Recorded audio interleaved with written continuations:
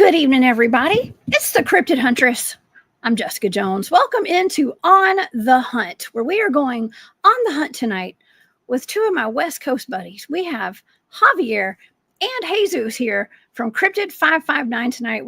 We got double trouble in the studio tonight, y'all. And we're going to get some wonderful updates on cryptid sightings, dogman reports, and a lot of weird happenings. Some strange creatures. I'm just going to call them creatures, okay, that they actually have evidence of on camera, on pictures. We are in for a treat tonight, y'all. This is going to be a wonderful show. I'm super glad each and every one of y'all are here to share this experience with me tonight. Okay, and yeah, I want to thank everybody for all the support you guys gave us over the week of shows, especially on Thursday night. We had Brian Minnick showed up. We had him hop in along with Arkeem Raw. My friend Susan and I, who's a accomplished remote viewer, we both did some blind targets for Arkeem, and it turned out to be dealing with the Montauk Project and Camp Hero in some recording studios, MK Ultra stuff. And that was a great show. Thank y'all so much for being a part of that and for being here with me on Thursday. Okay, that was a wonderful show. If you missed it, y'all, please definitely go back and check that out. It's definitely worth watching, maybe twice, according to some of the viewers. And again, thank y'all so much for your support on that. All right, well, if you guys would like to check out my social media links and all that kind of stuff, please go over to my website. I did update my website today. I do have events coming up. Please, if you'd like to be a part of any of those events and come out and see me live, and I do give presentations and stuff like that. I think my next one is, let's see. Oh, the Georgia Bigfoot Fall Conference is coming up next month on the 27th up in North Georgia. So y'all come see me at that. It's all on my website. And of course, the archive of all my shows is there as well. Of course, my Patreon is there and my Etsy store as well, if you guys would like to check out the goods over there. Okay. Well, why don't we get at our show? Because, man, we've got a lot to discuss. We got a list of wild and crazy things going on in California on the West Coast. And this is going to be fun, y'all. Okay, so tonight we are going to be discussing reports with Javier and Jesus of CRYPTID559 that they have recently received of dog-headed creatures creeping around a local cemetery, high strangeness and ghostly apparitions at a packing house, anomalous lights in the sky, and much more. CRYPTID559 is a group who is intrigued by cryptozoology. They share their experiences of cryptids and UFO encounters and explore and investigate the Central San Joaquin Valley, searching for cryptids and UFO evidence. They're located in the Central San Joaquin Valley of California, 30 minutes east of Fresno, and are near Yosemite National Park, Sequoia National Park, and Kings Canyon National Park. If you've ever had an encounter with cryptid creatures or UFOs and you live in their area, please contact Javier, tell them your story. They would love to hear about it, and they never give out your name or information from the eyewitnesses without their consent. And of course, you can find them at cryptid559@gmail.com. Please help me welcome to the show my good buddy, Javier. And we have Jesus here from CRYPTID559. What's up, guys? Hello. Hey, y'all. Thank y'all for being here. Thank you for having us, Jessica. Well, thank you, y'all. It's been a minute since I had you on the show, and I know that y'all have had a lot of activity out there out west. I've been hearing that there seems to be an uptick in cryptid sightings and reports, according to what you told me, Javier, and that's what I've heard from other people as well. What's going on? Yeah, so just recently, we've been hearing a lot of reports, and we've been experiencing also ourselves some stuff. We've been seeing some stuff in the sky. So yeah, it's been going for the last couple of weeks. It's been getting pretty active in our area. Wow. Okay. Well, I got to tell you, I was telling you before the show, y'all bring it with the evidence. You bring it. You bring the heat. Okay. well, we try. You do. Some of the best Dogman and Lycan / werewolf pictures that I've seen and been able to show on the show. They come right out of California, where you guys are. Why do you think there's so many dogmen and things like that out there?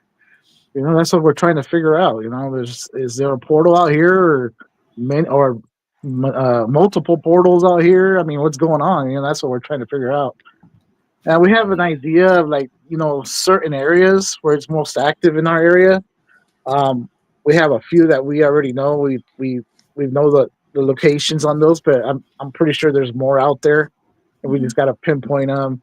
And it helps when people that live around here contact us and tell us their encounter story. That way we can go out to the actual area, and then from there we start investigating, and researching that area, and that's when we start pinpointing where this activity is coming from. Mhm. So it also it really helps when people contact us. Oh yeah. Well, that's wonderful. You guys take all these reports and Jesus, how have you been? It's been a while. Uh, are you yeah? Are you get out and do some boots on the ground research with Javier? I know I bring Javier on the show pretty often. Um, Um, what's been going on with you? Have you been getting out in the field a whole lot? And we hear about the things that you guys have experienced, but I haven't talked to you in a minute. So, uh, tell me a little bit about what you've been up to. of course, yeah. So I mean, there are days where we go out and yeah. So like like I mentioned, I mean, there'll be days where we go out sky watching and we see some very strange lights up in the sky, but as far as cryptids on my end, I haven't been able to experience anything. Um, about a few weeks ago, I was on my way to a meeting, and on the side of the road, I happened to see something strange, and I was able to sketch up something to the likes of what I saw to help explain my story to the audience and see if anybody has had that type of experience as well. Oh wow, is that one of the sketches that you sent me?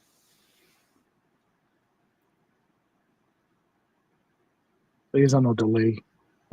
I think so too. I know Yeah, that's. Is that one of the sketches that he sent me, yeah, Javier? it is one Yeah. of the sketches he sent you. Yeah, Should I pull it up right now so yeah. we If can you look want at to, it? yeah, Okay, we just get let's into pull it. it up. Let's go ahead and Okay, get into it. let's see. We'll just be looking at it. There we go. Let's see, Jesus, if you can hear me, what are we looking at?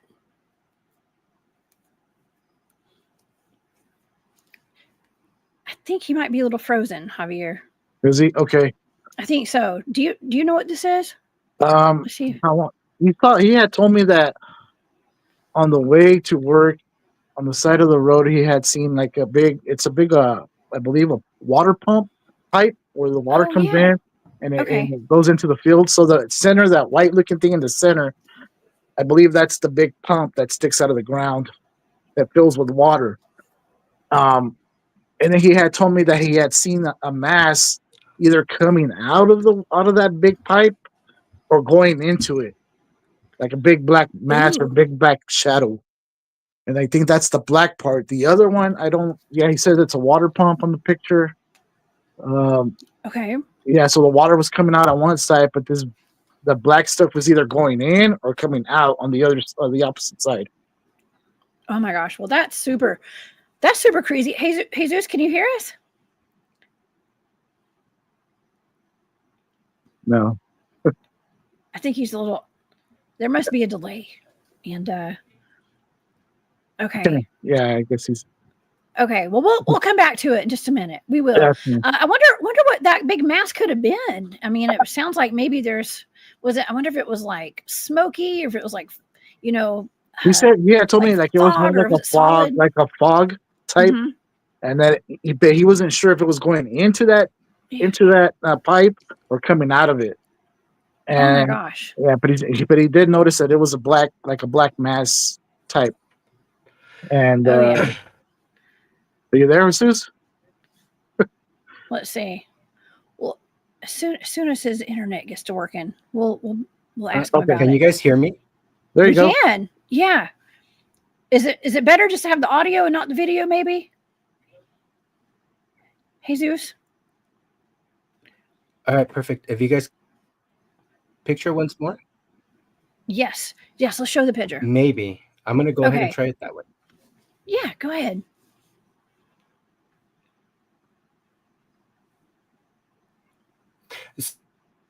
So, oh,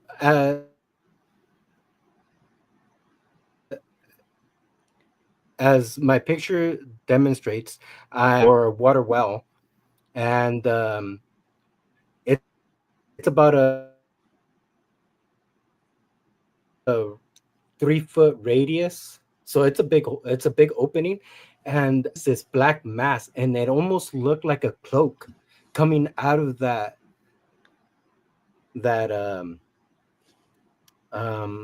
Javier might be able to explain it a little bit Like more, a, but yeah, it's like a big old water the pipe. pump from the ground, and then it goes into the tube, yeah, that distributes the water equally to the rows of crops. So I saw this what appeared to be a cloak coming out of that tube and floating down, and it was so weird.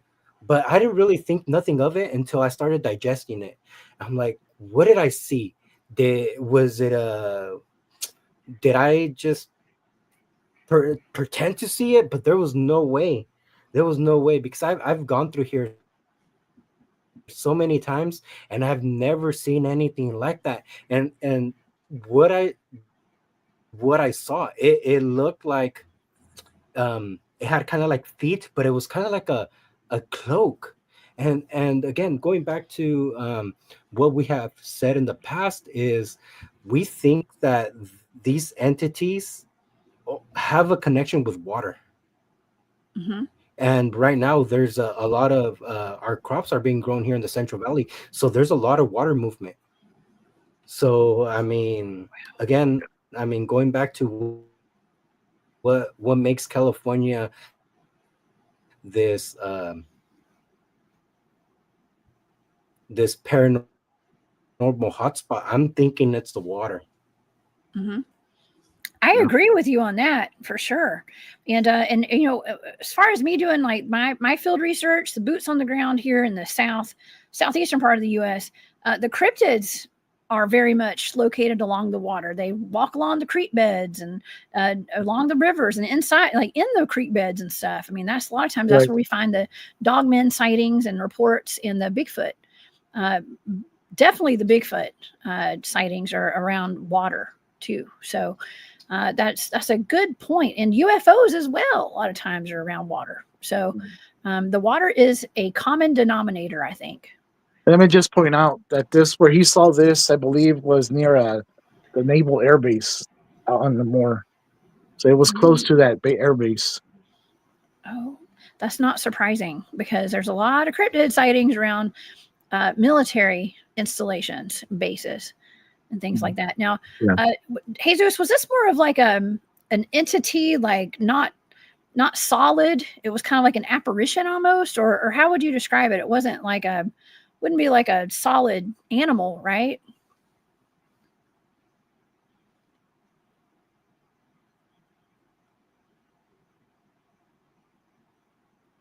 I think he's muted. The mute button is pushed on Jesus, I think. So, okay. Yeah. He's muted. Okay. I don't know if you can hear us. There may be something wrong with his feed. Okay. Yeah. So that may be what's going on. But let's talk about, okay, so the military installments. Okay. Yeah. I mean, you guys are right there in the middle of 3 national parks, right? Correct. Yes, correct. That's a lot. You guys have a lot of land out there for a lot of interesting cryptids and creatures to live. And I mean, in my experience, I believe there's a lot of military installations, deep underground military bases underneath those national parks. Yeah, it's possible. You know, it's possibility. We're 2 hours just south of Yosemite, and an hour from Sequoia, and an hour from Kings Canyon. So yeah, we're really close. Yeah. Oh man. Well, I just think that's a common denominator too when it comes to cryptids. Or like, first of all, the national parks are a big one. You know, that's where I do a lot of my field research, and y'all do y'all's field research in a lot of these parks. But I think that there's some sort of I'm going to say like deep underground military bases and stuff going on underneath those parks, and a lot of UFO sightings as well. A lot of UFOs have been reported in national parks going in and out of lakes, which is Yeah, wild yeah, as well. yeah. I've heard about that, of course, and talked about that in the past shows. Oh yeah. So recently, also we've my cousin's been seeing some lights, and I don't know if you've heard of the metallic sphere that a while back people were seeing around the The world. the Booga spear, I think. Is Yeah, that the one? it looked Yeah. like like a big metallic sphere. So my cousin actually had seen it just outside of Fresno on the way home one evening, and it was still daylight. And so he got off the car. He parked the car and he got off to take a picture. And that's one of the photos I sent you. I don't know if you want to bring it up. Absolutely. It's the day one. Is it the day one? Okay. Yeah, that one there. So he got off the car, and it's not through the car. It's not a reflection through the window. No, it's none of that. So he got off. He said, and he took the photo, and it was towards that mountain. And that mountain in the background, I believe, is where back in the early 2000s, that's where a triangle craft crashed back in there. Back, Wow. yeah, back in the early 2000s. Really? Yeah. And anyways, so he got off. He took the photo. He said it wasn't reflecting the sunlight when he was seeing it, but when he took the photo, it actually, it shows that it's reflecting the sunlight. And then there's also these other two on the side. These other two that came out on the photo. He doesn't know what those were. He obviously, of course, he said it wasn't. I asked him, was it a small plane coming into Fresno or Clovis? He goes, no, it wasn't a plane, or else I wouldn't have got off. I know what those look like, and besides, it was low to the ground. It wasn't high up, in the air. Wow. Yeah, it looks like it has two small ones beside it. Of course, it could be lens flare, maybe, if depending upon what that is. But I don't know. It looks to me like there's two extra little orbs down there. So. Yeah, he didn't. He said he didn't see those. So, like you said, it could be lens flare on those. Mm-hmm. But yeah, that one in the middle, that bright one, he said it was a metallic sphere, and he was telling me it's like the ones that they're reporting around, around the country and around the world. He said it was just he saw a big metallic sphere. Oh my gosh. Well, those are being seen a lot around the world right now. Yeah. I think I did cover the Boogosphere. I covered some spheres in my remote viewing show a while back, but they're very common. I mean, I've had some pretty deep conversations, especially with my friend Barry Littleton that comes on the show. He and I have discussed spheres for a long time. He's tasked me with some remote viewing targets, like with the spheres that make, it's like the orbs that make the crop circles and stuff. Mm-hmm. And we talked about that, all these different types. We've even seen videos of orbs that look like those metallic spheres that land on the ground and they turn into aliens. And they run around and they turn back into a sphere and shoot off. I don't know. What is your feeling about that? Do you think this is extraterrestrial or do you think it's man-made? I don't know. Could be both. I mean, I don't know. I know, me neither. Right? It could be ours. It could be another country's. I mean, I don't know. I have no idea. Oh, yeah. But it's a UFO. It's something. Give this a try. Yeah. Hey, Jesus, you back? Can you hear us? Yes, I'm hoping. Yes, can you guys hear me? Yes, we can hear you. Yeah, we can hear you. Perfect. So, I mean, I've had encounters where I'm driving and I see these spheres or what appear to be orbs flying at a distance, and I'll pull over and try to take pictures, and I know they're there, and I know I see them on my camera screen, but when I go to take the picture, it's not there. It is so weird, and it's so bright that there's no way that the camera isn't picking it up. Wow. That's interesting. The technology is an interesting aspect to this, all these things that we have, that we experience. There are times where, I've been in the same room with somebody who two of us were seeing orbs and the other person wasn't, but he could see them through the screen on his camera phone. Okay. So there's just something, maybe it's just the frequencies are being picked up differently between our eyesight and the technology. I mean, it's just a difference of frequency, I think. I mean, that's the only way I can figure this out and make sense of it. To me, that makes sense. Yeah, Mm-hmm. yeah. Uh, That's interesting. Um, wow, super interesting. Okay, did you, Jesus? Did you want to finish telling us about the? I think I was asking you a question when we lost you there, but I was wondering the black mass that you saw come out of that water pipe thing. Was that more like a Mhm. like something like a fog or something that was not solid, or you don't think it was like an animal or anything? What? It, How did you describe it? no, there's no way it was an animal. Mm-hmm. To me, it looked like a cloak, like almost like a blanket. I mean, Wow. it couldn't have been smoke. There's no way it was smoke, but it came out so perfectly, almost like slithering out of there. It was so weird. And I know on my illustration, there's like two bottom parts that almost seem like legs. But I saw it, I saw those two, and it's coming up, and it's just coming right out of that pipe and sliding down to the ground.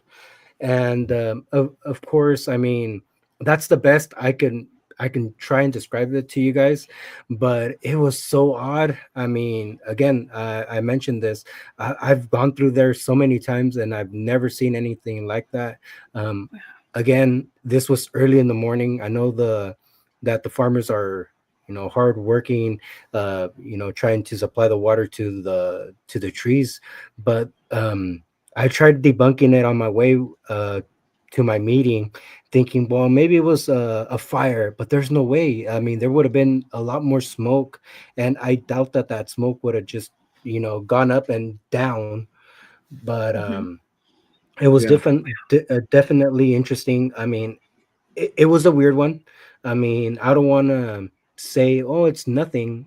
It can be something. It's something new that we haven't been exposed to, and I'm open-minded about it. I know I talked to Javier about it, and yeah, to get yeah. his take on it, That and I that don't think we've really sat down and discussed it.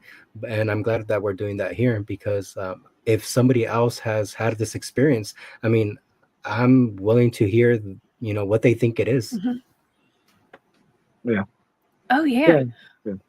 Yeah, that's something new that we haven't come across. So yeah. So obviously we're gonna dot it down and Yes. see if somebody else sees that same thing. You know what I mean? For sure. Well, I can speak from experience. I have had fog that has chased me around. It was white. It wasn't black. But I've also had something paranormal that happened to me one time when I lived in a very haunted location. I lived in a haunted apartment in downtown Atlanta, in the Potsy Highlands is what they call it. And one night I had a black mass that flew out of my bedroom, and it actually knocked me down, and it flew past and went into a closet in my living room. So that's when you were describing it, I was thinking about that black mass that I had seen, but it's a little bit different because it sounds like what you saw was like real big and slinky and stuff. I mean, my thought too was kind of going to reptilians and stuff. And I'm not saying it didn't sound like a solid reptilian, but you guys do have. I know in Los Angeles they talk about the lizard people city out there, and California is known for subterranean reptilians. Yeah, Okay, so I mean, I don't think that that was necessarily what you saw by any means, but it did sound like it came kind of from out of the ground too. So yeah. And these yeah, pipes aren't small either. They're big. They're pretty big pipes coming out of the ground. Water man, pipes. Yeah, man. Well, and plus it's water, and I think that's a great point that you made, Jesus. That it is attracted. The water may be a conductor for a lot of this paranormal stuff that's going on out there. hmm, Not only for where the cryptids are, and the cryptids would use this, like the dogmen, the Bigfoots would use the water for yeah, resources, food and hmm, water to yeah, drink, but it's a conductor of energy too. yep. Yeah, Very, very true. Yeah, and it's out throughout the whole valley, so it kind of makes sense, because all the water's being spread out through the whole valley, all these crops. Yeah, yeah. yeah, yeah. I remember you telling me, Javier, about a lot of the orchard incidents you guys had, and Adolf is in the chat as well, and I know he's talked about Yeah. seeing dogmen, I think, and maybe an orchard, if I'm not mistaken. Yeah, Y'all have a bunch of like citrus orchards, right? yeah. We have acres Yeah. of citrus, acres of tree fruit. peaches, nectarines, acres of grapes, the vines, Yeah. kiwis, olives. I mean, a little bit of everything. Blueberries. There's everything out here. Oh, you're making me hungry. Okay. Yeah, Gosh, that sounds like a wonderland. Okay. yeah. We have peaches in Georgia. Okay. And peanuts and watermelons, but you got to go down south to go find all that stuff. Mm. But that sounds like an interesting resource for, Bigfoot and Oh yeah, Dogman. yeah, Probably. I'm assuming they probably eat some fruit. I know yeah. Bigfoot would. Exactly. And then you Yeah. got pistachios out here also. So Yeah. yeah, I mean, there's a little bit of everything. And of course, a lot of our encounters are along the Kings River. So again, water. So I think we feel like they're following the rivers down to the valley, and then I think they already know when the harvest time is in the valley, so they're already coming down. And it's almost year round now. They have crops. We'll have crops that are producing almost year round now.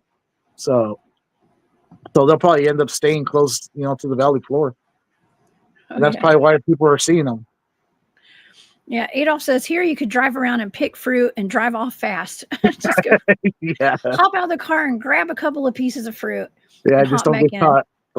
Go ahead. Don't get caught. Oh my gosh, don't get caught. Do it, but don't get caught. Yeah, So we all know where Adolf's going to go get fruit. If he pulls over on the side of the road, watch out. yeah.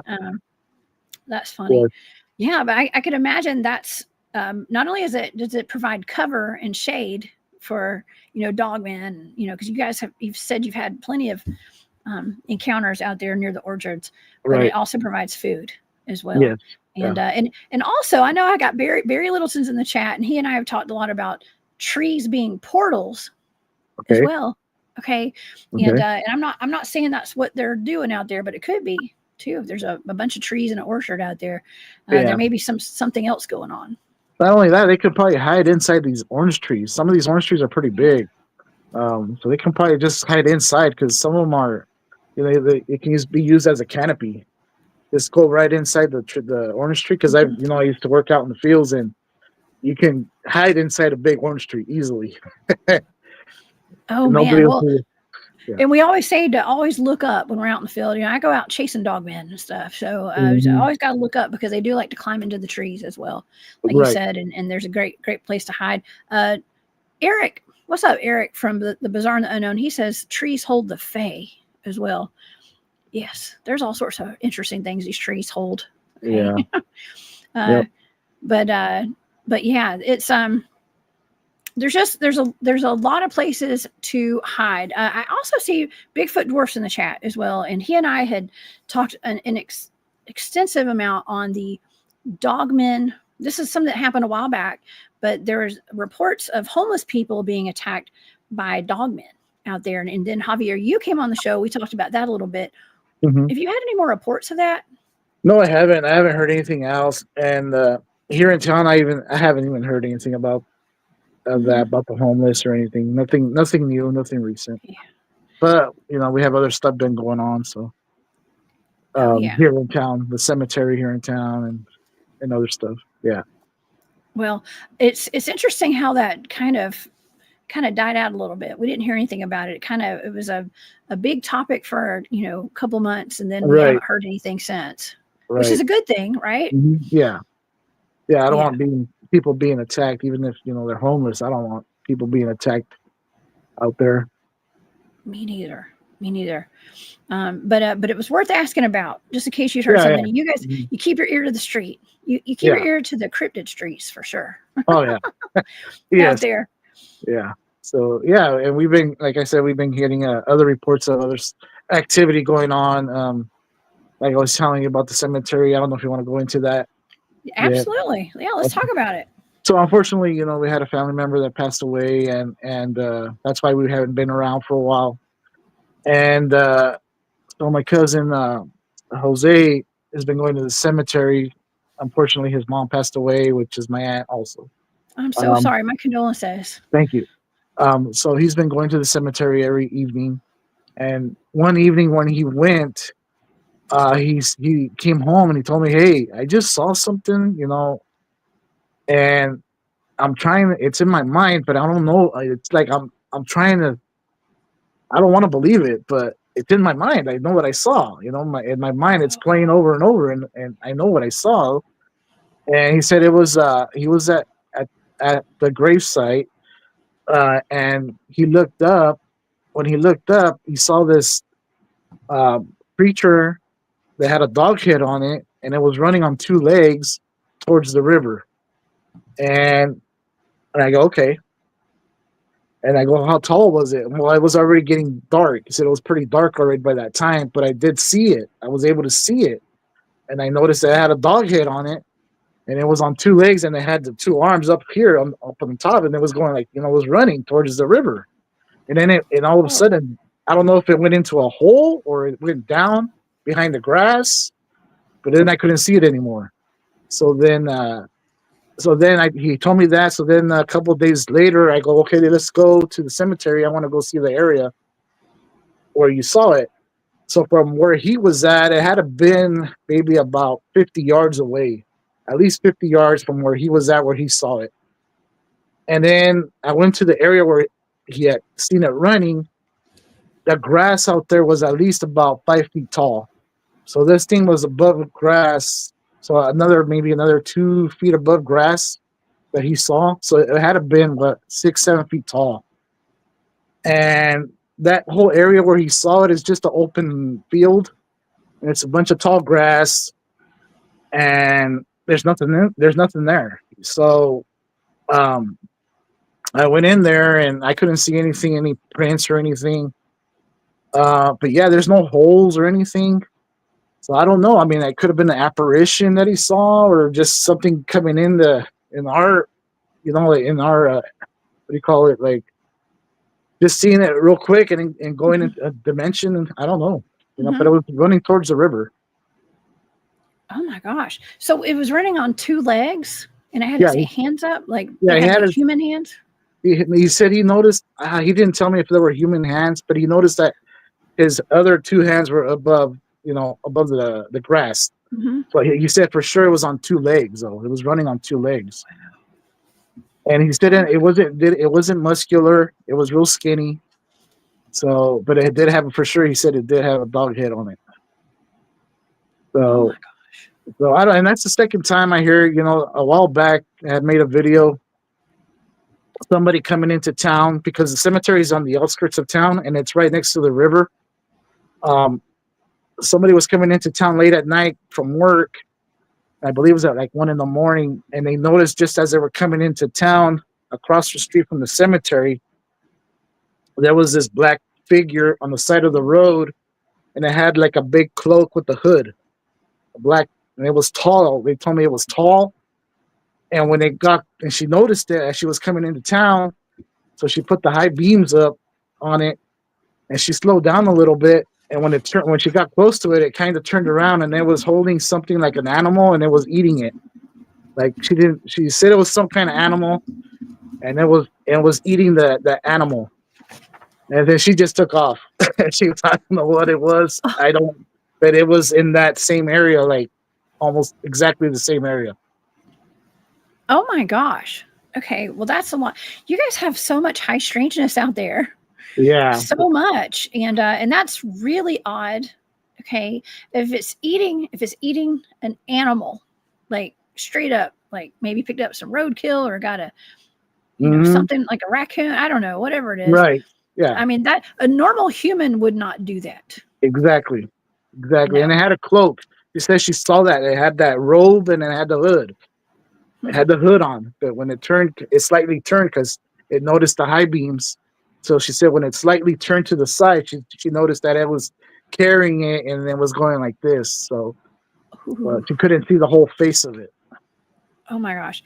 Okay, well, number one, I have seen an entity that had on a cloak. It looked like the Grim Reaper before, but it was an ET. Okay. It was like a mantid type extraterrestrial. It was real life. It was in my house. I've seen it. Okay. But that was an ET. It would not have been eating a dead. It wasn't the kind of thing that would eat a dead animal, I don't think. Okay.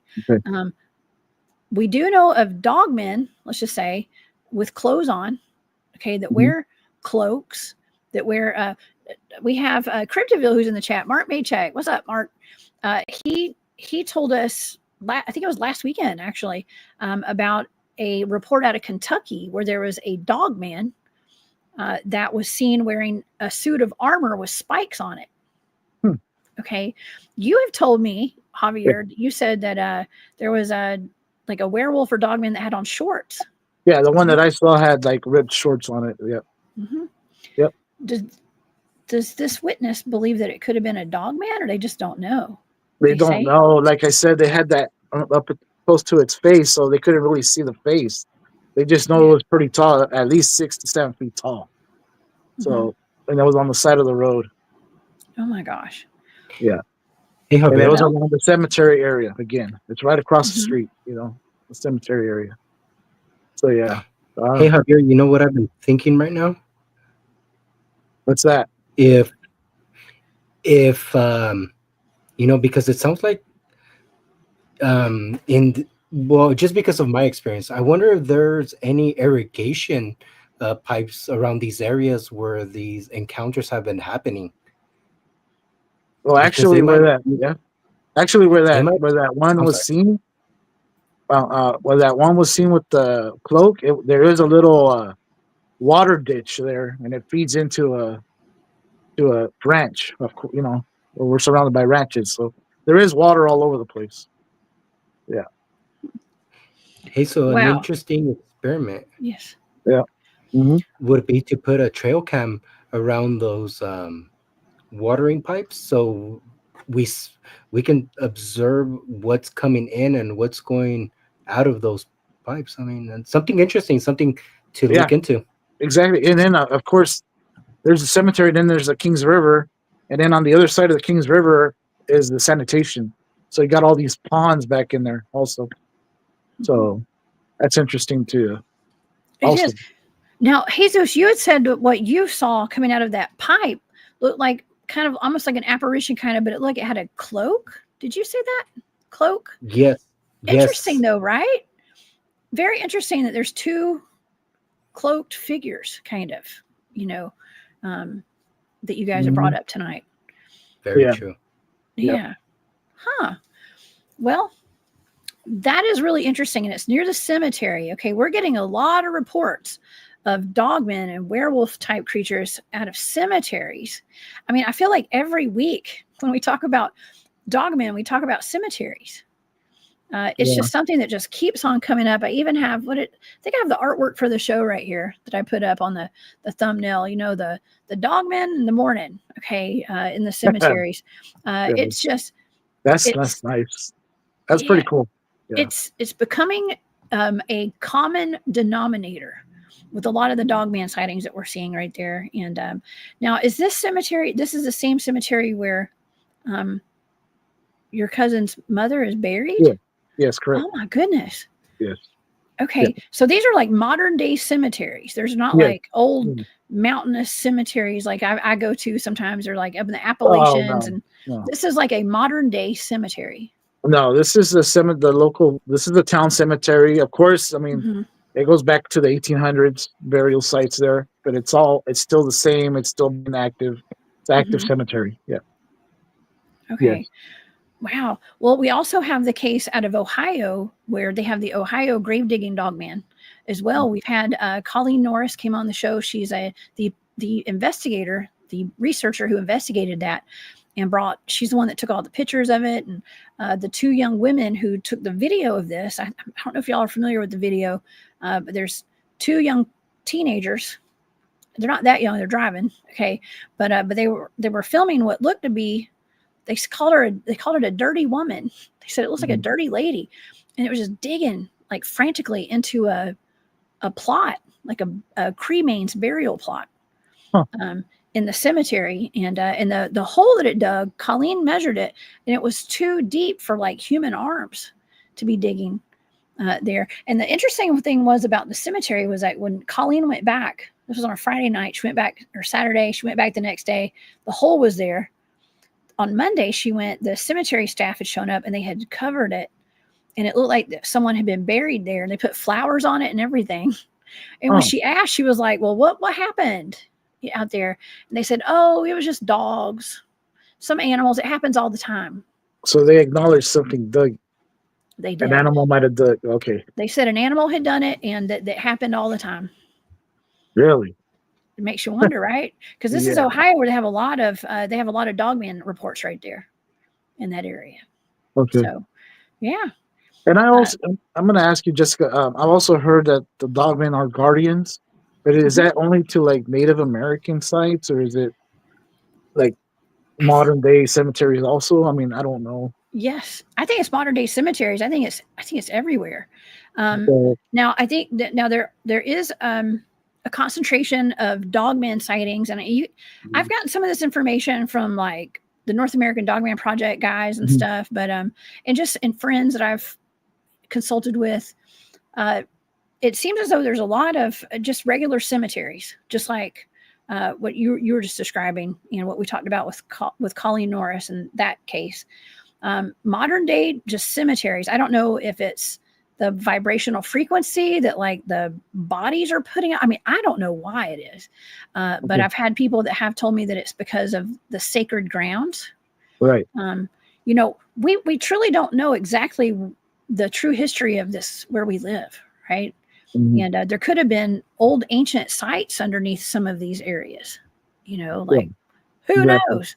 There's Right. something that they're protecting through either a blessing or a curse and that kind of a deal. I believe. Okay, Good. that's the conclusion that I've come to and what I've been told.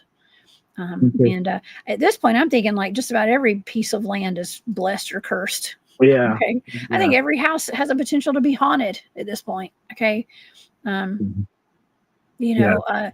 I don't know if there's some kind of reverence to the cemeteries or it's quiet, so they like to hang out there. I mean, I don't know, I don't but know. so he's been like I say, he's been going to the cemetery. So in the evenings, and after he gets out of work, so he's been going, and he's been telling me, well, he saw that. Now he's been hearing also a strange bird sound, and like I've told you before, we've encountered pterodactyls. We've known pterodactyls have been seen along the Kings River, so that's the river that goes right by the cemetery. So he's been hearing this bird also when he's out there yelling, and it's at night yelling, and he tells me, dude, there's this loud bird yelling out by the river when I'm out there. So again, I went out there with him one particular night, and for sure, I can hear it, and it's and so I'm out there and we're hearing it, and then I ended up telling him, okay, I'm gonna go walk towards the river, towards the back of the cemetery, and he ended up going with me. But as soon as we got closer to the end of that cemetery, to the back of the cemetery, it stopped. Of course, it stopped. And I wanted to get a recording of the audio so I can research it. And we stayed there for like 10, 15 minutes, nothing, no more yelling of the bird sound, nothing. So I told him, okay, well, let's go back. So we start walking back. As soon as we get back to the front of the cemetery, you can hear it again. It starts going off again. So I couldn't, from where we were at, I could not record. It wouldn't record the audio. You can't hear it on the cell phone. I tried. So by, we came home and we got on YouTube and I started searching. I go, maybe it's an owl of this area. And we started going through all the owl sounds. Nothing, the owls from California, nothing sounded similar. The cranes that we have here, that we see around here, nothing sounds the same. None of those. Then I'm trying to remember the sound that pterodactyl that me and Jesus saw, how it kind of sounds the same a little bit, but to me this sounds like a small, like maybe if it is a pterodactyl, I'm not saying it is, but if it is, it's gonna be a baby calling out and out from the river, because it sounds like it's like a young bird. To me, that's the feeling I get. Like, Wow. That's pretty fantastic. There's not a whole lot of people that have been able to hear a pterodactyl. I am getting reports. People write me messages and stuff all the time saying they have seen a pterodactyl or a pterosaur like that. And so I have to wonder, like, what is going on yeah. with the pterodactyls and stuff. And Mhm. And in our area right now is the time. If you're gonna see them, if they're here, this is Right now we have 100-degree weather, so this is the time we're going to see them. This is the time frame we're going to see them. Because I was told they love the heat. The hotter, the better, and they're along the rivers. So Flying yeah. So, reptiles. I mhm. guess they're So flying reptiles are going to like the heat, and they got to have that water source because I mean, yeah. pterodactyls were known to eat fish. I remember doing research on them. Okay. Okay, and their main source of food would be fish, I believe. Yeah. Okay, so I'm assuming they would have to be near those waters. Okay. Yeah, and I'm just yeah, exactly. And then I'm just thinking, well, they're nocturnal. What I've been told, pterodactyls are nocturnal. So if that bird's it's awake at night, so it's sounding off at night. So it's something nocturnal, I believe. So I don't know. I mean, it could be a pterodactyl. I'm not sure. I'm not 100% sure. I'm still trying to get the audio so that way we can. I know somebody that is hunts for pterodactyls and dinosaurs. That's all they do, and they have a possibility of audio of a pterodactyl sound. But I want to get audio. I want to send it to him and go from there and see what he thinks. And confirm it. Man, that would be freaking awesome to Yeah. have some audio of a pterodactyl Yeah. of some sort. There's been one time when I was out in the field where I feel like we heard something and it sounded like what I believe a velociraptor would sound like. Mm. And it was not a good feeling at all when we heard it. Not at all, actually. So luckily I survived. I never saw it, which was actually a good thing, I guess. But yeah, we actually have a pretty well-known raptor sighting here, a velociraptor sighting in middle Georgia. They call it the Georgia Raptor, and that was only about 10 years ago when that happened. So I don't know. There could be some kind of Jurassic World going on right now. Yeah, where they're making these things. Mm-hmm. Yep. Javier, It could be. A lot of our towns here along the Kings River have been established on borrowed Native American land. So again, I mean, if they're blessed or they're cursed, that's another reason why we might be seeing a lot of dogmen apparitions or encounters along the Kings River. All right. Well, definitely. And they are the guardians of the mount. Okay. Somebody had put that in the chat a while ago. I don't know if it was Dawn or somebody. I'm going to go back. I've put stars on a lot of these comments so I can go back to them in just a minute. We have some questions in the chat, of course, too, but a lot of really great comments. I wanted to take a quick commercial break and thank Kent Baxter. Thank you for that super sticker, Kent. Said, yes, I'm doing great. And best show on the net. Thank you so much, Kent. That is very sweet of you. And I do appreciate your support. Also, MPW 333. Thank you, Jessica. And 559 and Jesus. Thank you so much for your support. That means the world to me. And I appreciate you being here tonight. But thank you. Okay. So yes, a lot of interesting questions or statements actually about the dogmen in the cemeteries as well. And I'm going to try to hit on some of these while we're still on the topic of the dogmen in the cemeteries. Okay. And this is interesting. Duty Bird, I like your name. Any cemetery where you have marble or concrete slabs, you are going to find Bigfoot and dogmen. These slabs are cool in the summer heat. Mm. That's interesting that you're saying that. And I brought this up because when I was on one of my last trips up to East Tennessee, in the same county where there were two people who is suspected that they were attacked by some kind of creature, but they were both fatal attacks on the same road called Jimtown Road in East Tennessee. Two people lost their lives within a month or so, two of each other, by packs of wild dogs. Okay, and where we were at doing an investigation was right down the road from there, and there was a cemetery there, and in the cemetery, it actually had some headstones. Like, it was an old cemetery, but there were some newer graves there, and there was one big marble headstone. And looking at it through our night vision, I had my night vision out there. We had thermals and stuff. That thing was glowing, hot, so hot. I mean, it was pretty warm out there. I remember I had on a hoodie, I think, because it was raining. But it was warm out there. But at night, this thing was just glowing. It was so bright from all the heat that it had held on to all day from the sun, I guess. So it was very interesting. But yeah, they probably are pretty cool in the summer. I guess during, at night. But it was showing up in our thermals as just like, I mean, it was super bright. And we did have Bigfoot and Dogman activity out there.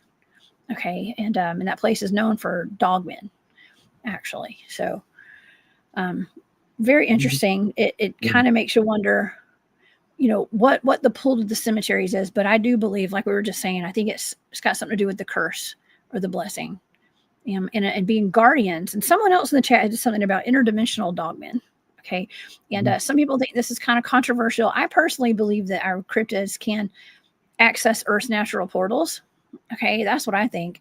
Yeah. And I think when it comes down to the conversation of like things being interdimensional, well, yeah, I think that if there's a way they can change their frequency, their vibrational frequency, then yeah, they can come in and out of our dimension, I guess, or out of our reality and our light side of vision, line of sight. But I think they're also just accessing these portals as well. And I think that same comment, I don't know if I have it on here, if I started that one, but it's, being multi-dimensional, those are the ones that are the guardians, they said. So shout out to whoever left that message, that comment. I'm sorry, I thought I saved it here, but here it is. I found it. Okay. Bad puppies. Thank you. They like to be addressed as guardians. Okay. Guardians of the Galaxy. We just were watching that movie with my son. Okay. Guardians of the cemeteries. Right. And that could be what's going on. And it's not just Dogman, it's Bigfoot too. Okay. Yeah. Yeah, and around our area we have a lot of granite. So I mean that could be, just amplifying these portals and these energies to allow these cryptids to come in and out. Come in and out of portals. It's another ingredient. Yeah. It's from what I understand. You got the water, the granite, the crystals. Yeah. Yeah, we oftentimes do have veins of quartz too in a lot of our areas that we research. Yep. And I'm sure with all the mountains you guys have out there, you have a lot of quartz out there, I'm sure. Oh yeah. Yep. Yeah, we've seen it when we're up there, and yeah, there's a lot of quartz up there. Yep. Even around Avocado Lake, our hotspot, there's a lot of quartz around there. Yep. Oh yeah. Let's see. Bird hunting has money. Thank you, Margaret. That is very sweet. I appreciate that super sticker. Thank you so much. What about caves? Okay. And like, do you think that, are there caves around where you guys are? I mean, it sounds like there's pretty mountainous. I've seen some pictures where you guys go do your research. Up in the hills, there is up in the hills. In the valley floor, not really. Because obviously, everything's been plowed down for the orchards and stuff. But as you go into the hills, yes, there's a lot of rocky areas, and there's a lot of caves up in there. Yeah. Kent was asking, he missed the beginning of the show. Where are Jesus and Javier from? They're from Fresno area, right, y'all? Fresno, California. Yeah, we're about 30 minutes east of Fresno, California. Town called Reedley, California. Yeah. We're in the Central Valley. Close to 3 separate national parks. Okay. Yep. Three national parks, which is wild. I just did a show this past week on Yellowstone National Park. We were talking about the wildlife. I think I was like really stressing, like, do not pet the animals there. It's not a petting zoo, right? The bison are off limits, y'all. Please don't try to pet that dog. Okay. Yep. Do not do that. Yeah. No. You always hear reports that somebody got attacked, or it's like, dude, they were getting really close. They wanted to take a photo, almost like a selfie with them. It's like, are you crazy? Come on, man. I showed pictures of that, of people taking selfies, and yes, they're like bowling pins.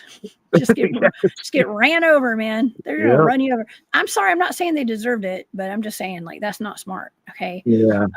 They even had a CCTV video out of Yellowstone of a clan, basically a clan of Bigfoot out there, and some of them were seen with the bison, like standing. I don't know if they were. I'm not going to say they were hunting the bison, but they were with the bison. They walked with the bison, yeah, Mm-hmm. or run with the bison, yeah. Mm-hmm. I've heard of that. Yep. Yeah, I couldn't imagine. Like, I mean, if they all live there together, I mean, I'm sure it's a good food source. Right. But yeah. I don't know. They were definitely taller than the bison out there, but that would be even a Bigfoot. It'd be a lot to try to take down a bison, I think, alone. But yeah, I don't know. I don't know. I bet they do it. They get hungry. Shoot, I could probably take down a bison if you caught me on a hungry day when I was hungry. Yeah. I usually do say I could eat a horse, but I'm just kidding. Okay. But yeah, these the national parks are no joke. There's so much. I mean, hundreds of thousands of acres that you guys have there to cover. Yeah. I mean, do you guys go out there and do you go camping, or how do y'all do this? Is it close enough to where you can just go home at night, or Yeah, y'all set up shop? Yeah, we usually just go home. It's close enough for us. Like the hills start like maybe about 15 minutes away from us. That's how close we are from the hills. Mm-hmm. So where it starts, so we'll go out usually and stay out there in the evening during the week. We go during the week. We don't go on the weekend because there's too much traffic, human traffic during the weekends. So we try to go during the week in the evenings, and it's a lot quieter. And a lot of the activity that we've had has happened during the week. So we've gone. We try to go during the week and in the evenings, and we stay out there for a couple hours and observe and sky watch and listen. And sometimes we have encounters. Oh yeah, that's wonderful. I live near some state parks, not near a lot of national parks. I mean, so I did see Mark Green is in the chat. What's up, Mark? Glad you're here tonight.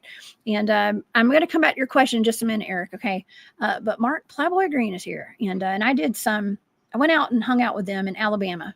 Okay, there's a really good spot they go to at one of the national forests that I have gone hiking in plenty of times and spent a lot of time in. And when I was leaving, where after meeting Mark and all the people out there at his get together, I was leaving to go home, and I saw potentially two dogmen on the side of the road, and it was really weird, very weird, going out there, and it was close enough for me to drive home. So that was the point of what I was going to say, is it was close enough, so I didn't spend the night out there. It was about an hour and a half from my house, which is pretty far, but it wasn't far enough for my bed. I like sleeping in my own bed when it's raining and it's hot. Okay, but I went out there, and when I was leaving, I saw what looked like, it didn't look like anything on those charts of like the dogman descriptions. Okay. It looked different. Whatever I saw was in the tall grass. It was squatted down on the side of the road. It looked like maybe it was eating something or something. I don't know. It looked like a African dog. But it was the size of a bear, and it moved like a panther. Okay. What was it, like muscular or skinny? It was muscular, and it was all black, pitch black. And I could see it, and it just kind of showed its teeth. Its teeth were so white. I'd never seen such white teeth on an animal before. They were really white. And but its head was shaped like kind of like a pit bull or something, kind of, but it looked like an African dog. It was weird. It was very strange. So I saw that. That was about 2 or 3 months ago. And you saw two of them, you said, right? Two. Well, I saw the face of one of them that was there, but then another one had its back turned towards me. It never turned around. So I don't know what that was, but it was the size of it could have been a Bigfoot. It could have been somebody said Hogzilla or something. It was huge. It was really big. So, but anyways, that's one of the closer national parks, I guess, to where I live, would be there. And I don't recommend going there by yourself and leaving by yourself late at night, y'all. Okay, to a national park, or you might just come across what I came across driving down the road. Yeah, we never go alone. And it's either two of us or more. We never go by ourselves. Yeah. Yes, I don't either. Well, I wasn't by myself. I was with a lot of people, but I drove home by myself. Yeah. And let me tell you, I was kind of regretting that drive down that forest road late at night by myself. I was like, God, I'm gonna die or something if I break down. I don't know. This is gonna be the worst night ever. But I had faith in my car that my tire got new tires on it. I was good. Okay, but it was a little bit scary leaving there that night, especially after I saw that. Yeah. Yeah. Yeah. Yep. But nonetheless, I think the question that Eric was asking actually was about, they wanted to know if you had heard, if you guys were familiar with any reports from Border Patrol. I know you guys are not really near the border down in, but California is a border state, right? Right. Seeing dogmen cross the board to feed on those who are crossing. Actually, I've been hearing that, but it's not from California. I've been hearing it from Texas. I know somebody out in Texas, and they've been telling me a while back that they've been hearing about reports of, unfortunately, dogmen feeding on the people that are coming over, and attacking the people that are coming over into the United States, and attacking them. And some of them are kids, Unfortunately, some are kids that are being attacked, which is very sad and Yeah. super upsetting. And it is something that I've heard too. I've had several conversations about that, and yeah, very dangerous, not only for people who are crossing, but also the Border Patrol, because those Border Patrol agents, 2 of them from the reports are no longer here on this earth. Okay. Yeah. And one of them went to his family's home in like Mexico or somewhere and never came back. Okay. And that's just one of the sad realities of seeing dogmen and even reporting it. Okay. Yeah. Stuff like that. So Adolf wanted me to remind you here. He says, Jesus, remember you got a strange feeling at the estate sale. Maybe talk about that and what you felt. Yes. Adolf had told me about an estate sale that you guys went to. Let's talk about it. Yeah, that was a while back. Go ahead, Jesus. Yeah, so we went to an estate sale, and of course, I mean, I like looking around. I'm very into Hot Wheels cars, so we went to this particular one. So we were jumping around. We went to the first one. That one was pretty cool. I mean, I didn't see anything. So we went to this one, and this person, I mean, had a lot of cool toys. And what I'm referring to cool toys are tools. So I made my way to around their sleeping quarters or their rooms, and as I'm walking down the hallway, I just get hit with this heavy feeling like don't go. And I mean it was just a feeling that I've had before, like going out and doing our research. And that was interesting. And now that I'm talking about it, you know, maybe that's why we have such luck. I'm going to call it luck of having the ability to see and witness things, because I mean maybe we're open to it, and I seriously, when I felt that heavy feeling when I was walking my way inside this house, I'm like, I'm not welcome. It doesn't, something here does not want me here. And I stepped away. I respected it, and that was my experience that day. But I mean, digesting what had happened to me that day, I mean, it reminds me of the day Javier and I were out around the eucalyptus trees, where I told him, like, dude, you go ahead. I'm not feeling it. Like, I'll stay back here, continue your research, but if something happens, I'll call for help. And that day specifically, we got the best pictures, I mean, so far, in my opinion, of entities out there inside or in between the eucalyptus trees. I said you guys do have some of the best picture evidence of stuff. And You actually do. Yeah, so I was with Jesus at one time, and Adolf was there also. And I remember Adolf saying, "Man, he felt it too," and he didn't go. He didn't last very long in the bedroom areas. And then I saw Jesus coming back, and I go, "What happened?" And he goes, "Oh, dude, there's a heaviness. I don't feel right. I'm going outside." I go, "All right, I'm gonna go keep going." So I went in, and sure enough, I started feeling that heaviness. Like, oh man, as far as I think there was 3 bedrooms. I passed the first bedroom. it started getting heavy, and as you were getting into the master bedroom and the closet area, man, it was like big time. It's like Jesus said, like, you're not welcome here. I don't want nobody in this area.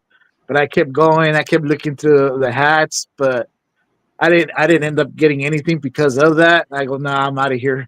So I ended up getting out also. But yeah, you can. And as soon as you walked out of the house, it felt better. But man, that was a trip. Oh my gosh. Well, having an estate sale implies that someone died. You're right. Okay. Correct. And you're Yes. in their home. Yes. Okay.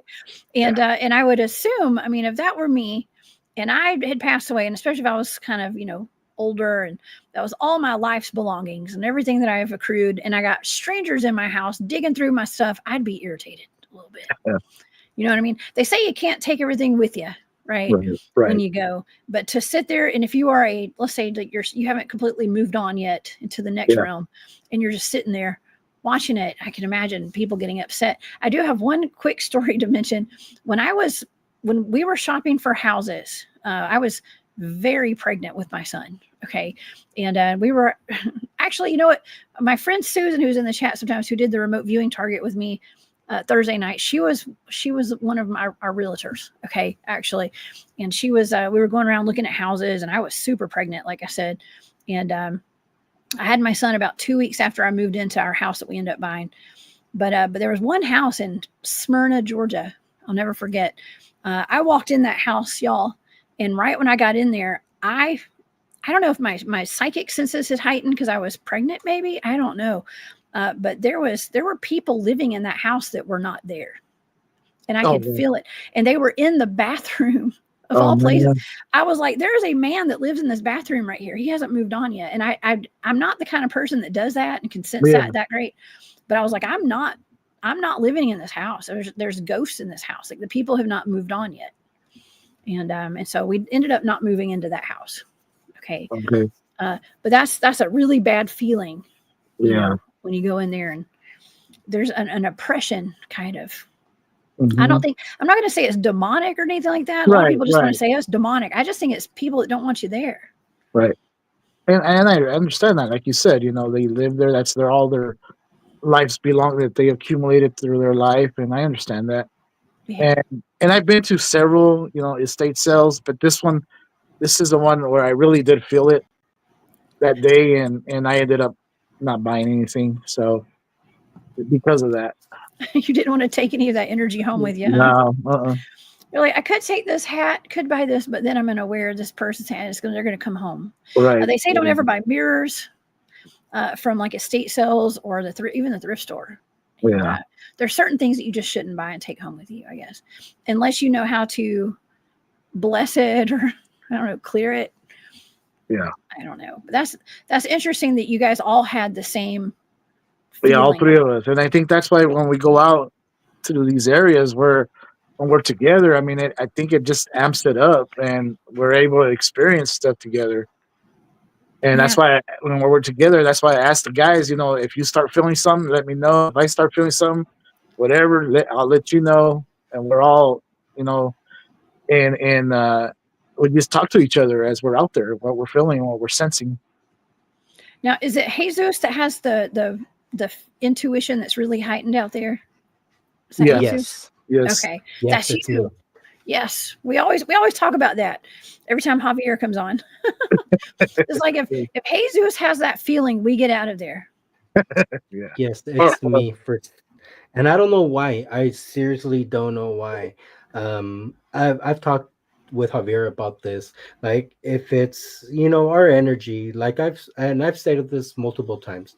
I mean, I'm out here doing this because I'm passionate about and curious about our surroundings, but at the same time, I don't have any malice towards these creatures. So I'm not there to hurt them.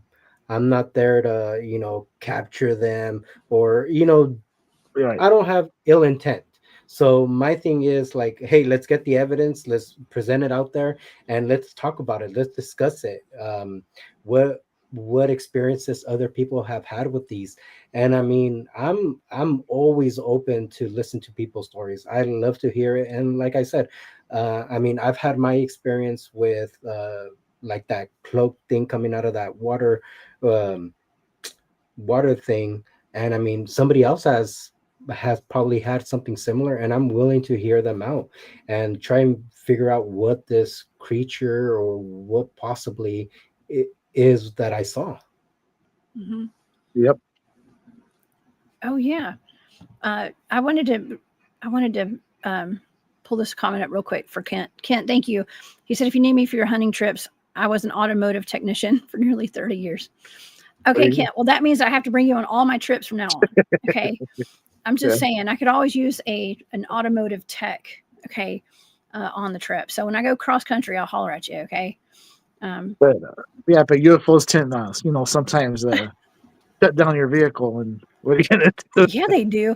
Well, that's one thing. If you were to ask me about like something that happens to me consecutively when I go out to a place to go do my research, when we go to the meadow, this one place, it's an undisclosed location here in the south somewhere, and we go to the meadow. My car always, and I've always been in a different car. It feels like the guys were kind of making fun of me one day. They're like, "How many cars do you have?" I'm like, "I don't know.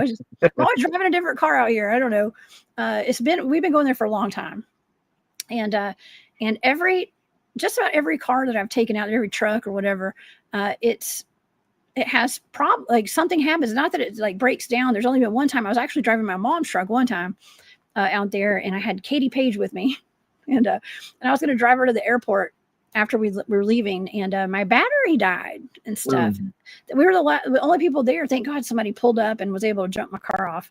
But other times, like one of my other vehicles, the alarms would go off, the lights would flash, the doors would lock. I mean, every time I would take, no matter what vehicle it was, I'd go out there, my car would have weird stuff that would happen. And I would always, I have a habit now, I have a carabiner that I put my keys on and I stick it on my belt loop. Yeah. The minute that I get there, because my keys have been locked in my car almost every time, there's always something that has to do with my car. Yeah, that's crazy. every time. Yeah. Yes, but I've always gotten out of there though. Okay, I've always gotten out, and it's fine. But my horn would blow, the lights would flash, and my doors would lock. No matter where, if we were like, a half mile away, you could hear my car beep, and it's like, okay. And the keys would be on my belt loop or like put away somewhere outside. Right. Yeah, there's no reason for my car to have done that, is what I'm trying to say. Okay. Yeah. Mm-hmm. Yeah. But I think it is ET related sometimes. I really do. Yeah. Yeah. Have you guys ever had an ET follow you home? I don't think so. Not that you remember. Not that I remember. Not that I remember. Yeah, not that I remember. Well, Well, Jesus has missing time, but that's. Oh, that's right. That was Jesus, right? Yeah. That went home and had the missing time. Yep. Jesus, I don't think Jesus has told us. I know, Javier, you told us about that. Jesus, would you be comfortable talking about that tonight? Absolutely, about what happened to you? Okay. Yes. Tell us. So, I mean, we had gone out to Snake Road to do a little bit of research. We knew it was a paranormal hotspot. So that day, and it all went downhill for me after I relieved myself in this like paranormal hotspot.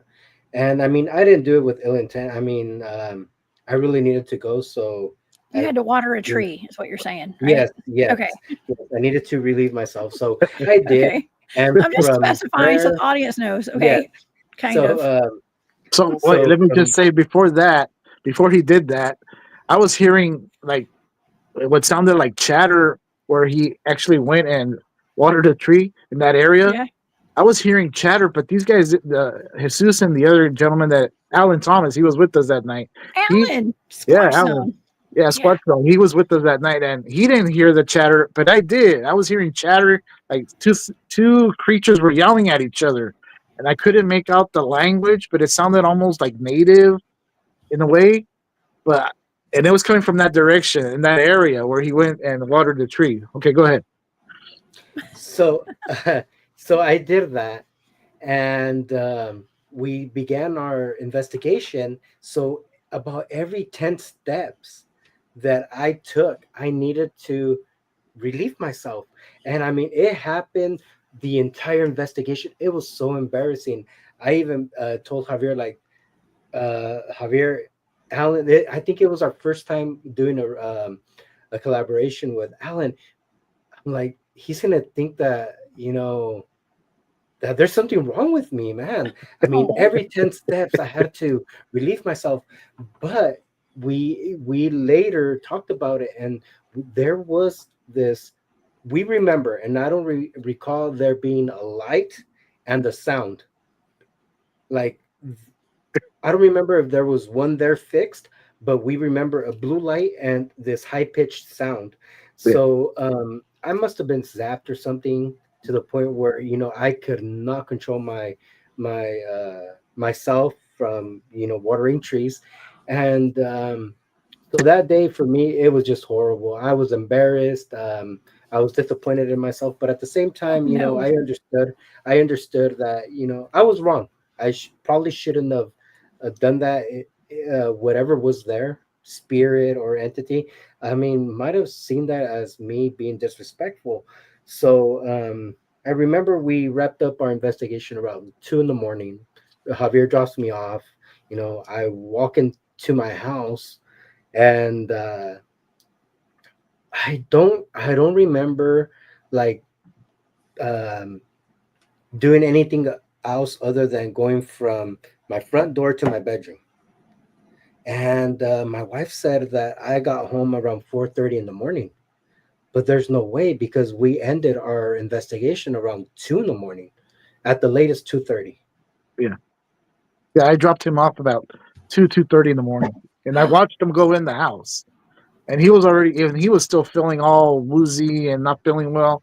Yeah, I even offered him to take him to the hospital, to the ER, but he didn't want to go. So I said okay. So he went in. I watched him go inside the house, and then the next morning, or probably the next morning, I called him, and he was asking me like, "What time did you drop me off?" And I said about 2:30. And he was, and then Jesus was. That's when Jesus told me, dude, I don't know what happened, but Myra said, his wife, said that I got home at 4:30 in the morning. I go, no, there's no way. So you're missing 2 hours or so of time. Yeah, Oh my gosh. And so your wife said you did not come home till 4:30 in the morning though. that is correct. She's like, "No, you were not here." Yeah, I was not there. And I mean, clearly remember walking into my house and walking straight to my bedroom. Straight in But there there. was about 2 hours missing. I didn't So do bas anything else. I mean, whoa. So basically you probably walked through a portal through your front door and then you disappeared. I mean, that's just wild. That is really it, wild. it It's is. crazy because when we were out there, he like he said, we mentioned that light. It was a baby blue light. I can see it in my mind. And then it was like a long whistle, it was a whistle that we heard throughout the whole area, and it echoed. And that's what I heard. And I don't know if these guys heard it or not, but that's what I heard. And I remember this baby blue light in the sky. And one time, Jesus, I don't know if you remember, you told me that around your house area, you and your daughter saw like a baby blue light around your house too, right? That is correct. It was a baby blue light that canvassed the street.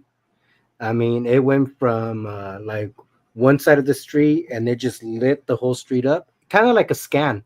It did like a quick scan, and it was fast, but it was a baby blue light, and it lit up the entire street. Okay, that sounds ET. Extraterrestrial. Sounds like very extraterrestrial. Well, here's the thing. The head of my original Bigfoot research team, he's always told us from the very beginning, because that was what I experienced when I went out and did my Bigfoot research, UFOs, ETs. He said all roads lead back to ET. And that's what he had come to the conclusion of at that point. But now I have come to that conclusion. I believe it. And I think that when we go out there, there's an element of ET in almost all of this in some way. And that's my opinion. And it may not be that way all the time, but I think that a lot of times it is. And we get put on the radar somehow. We may have already all been on the radar. Yeah. There's a reason we're all drawn to this field, right? Yeah. Yeah. And I've talked to you about that, Jessica, about our phones acting up. And Yeah. As soon as we started doing this stuff, our phones started acting up. Just between my cousin and Jesus. No, nobody else. Just us three. Our phones would mess up. Messages wouldn't go through till days later. So yeah, and then we'll be talking, or our podcast was shut down, and we have issues with our internet, and yeah, they're messing with us. That okay, Jesus had mentioned a scan, like kind of like a scan. That's something that I have experienced as well, but it was not. I didn't see it happen at the time, but it was when I had missing time. Okay, we had some missing time out in the field, and we didn't realize we'd had missing time until the whole event was like done. A remote viewing was done on it with the team, and there was a point to where we had missing time, to where our electronics were messing up, and my time changed on mine. It went forward an hour, and my buddies went backwards an hour, or vice versa. And we were like, we were trying to figure out, like, why is our equipment messing up like this? Right? Like, why is the time changing? That's weird. And then at some point, we're watching this orb, and it's going back and forth across the side of the mountain. And then apparently we got put to sleep at some point. Kind of like, I don't know if we got knocked out or what, but this like craft like hovered over us. And they said through the remote viewing that the guys did on this is before I knew remote viewing. They said that it scanned us like you had described. It was like a light came down, and like holograms came out over our heads on both of us. And it was just really weird. Okay. But there was an ET element in all of that. And we've continued to have a lot of ET experiences ever since, including having some that showed up in my house. Okay. After this, Jesus, I'm afraid that maybe what's happening with you, or it happened with you, because it happened to me. So definitely in the realm of possibility. Yeah. I'm not saying you got aliens, but you might have had aliens. I don't know. Now this hasn't stopped you from getting back out in the woods, though, right? No, not at all. Yeah. Yeah. That a boy, Jesus. Yeah, right. I mean, what keeps you guys fueled to go out there? Is it kind of like what my thing is like? It's just too much fun, and I love it. I don't know if I like the thrill of it, or I just want to I want to see things, like I want to see Dogman. I want to see, whatever's out there. Is that what keeps you guys going? Yeah. Well, for me, I'm talking me personally. Yeah. Yes. Yeah. That's what drives me to keep doing it. Go ahead. Yeah, and me as well. I mean, trying to collect evidence to just prove what other people have experienced out there does exist, and just validation for other people as well. Like, hey, I saw this strange thing around the river, and then we hear about it, and we go, and they're like, you know what? Yeah, there is definitely something hanging out around these areas.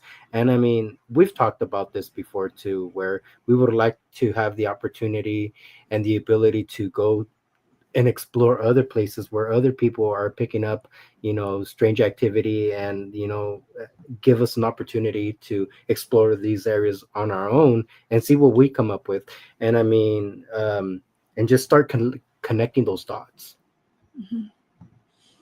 Oh yeah, that's what I do best. What I'd love to do is connecting the dots.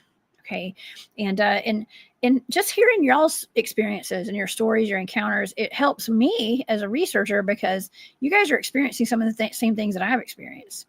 And if we can just kind of that's how we connect the dots. Okay, and that's also why I love bringing people with not only different locations that we're researching, but different backgrounds too. Like, I mean, I've been having the guys from the secret space programs coming on the shows, and the UFO communities and paranormal, you name it. And we're all having similar things happening. Okay. Yeah. No matter what our angle is, what our niche is, whatever you want to call it, our specialty, our of expertise, or whatever our interests are, it's all connected. Yeah. Maybe it's the ET element. I don't know. Maybe. I don't know. But there's something that connects it all, y'all, I think. Yeah. And when we're out there, we've experienced paranormal, what I'd say paranormal stuff in the cryptid areas, and the UFO sighting areas. So it's all connected. It's all in the same area. It's all connected. We picked up EVPs on our video on our videos. It's none of us that are talking. So is it the cryptids that are talking, or is it spirits, or is it the aliens? I mean, I don't know. Oh man. Well, I mean, this is the rabbit holes that we go down though, right? Because it's Mhm. like, you know, I used to see ghosts in my bedroom when I was a young woman. I'm not that I'm like old now, but I'm just saying I'm older. And oh, my dog's back there behind me. Hello, Freya. And but I used to see like Victorian era clothed women and men in my room. Okay, and they were ghosts. But then I'd wake up as an older young woman, and I had ETs in my room, and I'm thinking like, well, were those ETs? Were those Victorian era ghost people? Were those ETs the whole time? And I just thought that's all my brain would let me think was those were like ghosts. I think that I've probably been visited by ETs all along. And then we got the whole subject of like, well, people are saying now if you go to any of the all sorts of YouTube channels, people are like, well, aliens or demons. So I was like, well, does that mean I've had demons in my bedroom? I don't know. That's even worse, I think. I don't know. That's really bad too. So it's all about perception and the way that what you believe. Right. I guess, right? Yes. Yes, Yeah. correct. Yeah. Yeah. And what are your I believe thoughts on like the? Oh, go ahead. Sorry. I was gonna well, ask you what are your thoughts are on like the demonic stuff, like. See, I started doing the paranormal when I very first started doing this. I was into the ghost, and that's when the show Tap started coming out on cable and all that. And it's pretty cool. And we Ghost lived in a haunt. I've always, lived in a haunted house. I grew up out in the country in a house that was in the middle of a big citrus orchard, and nothing around but citrus trees all around, acres.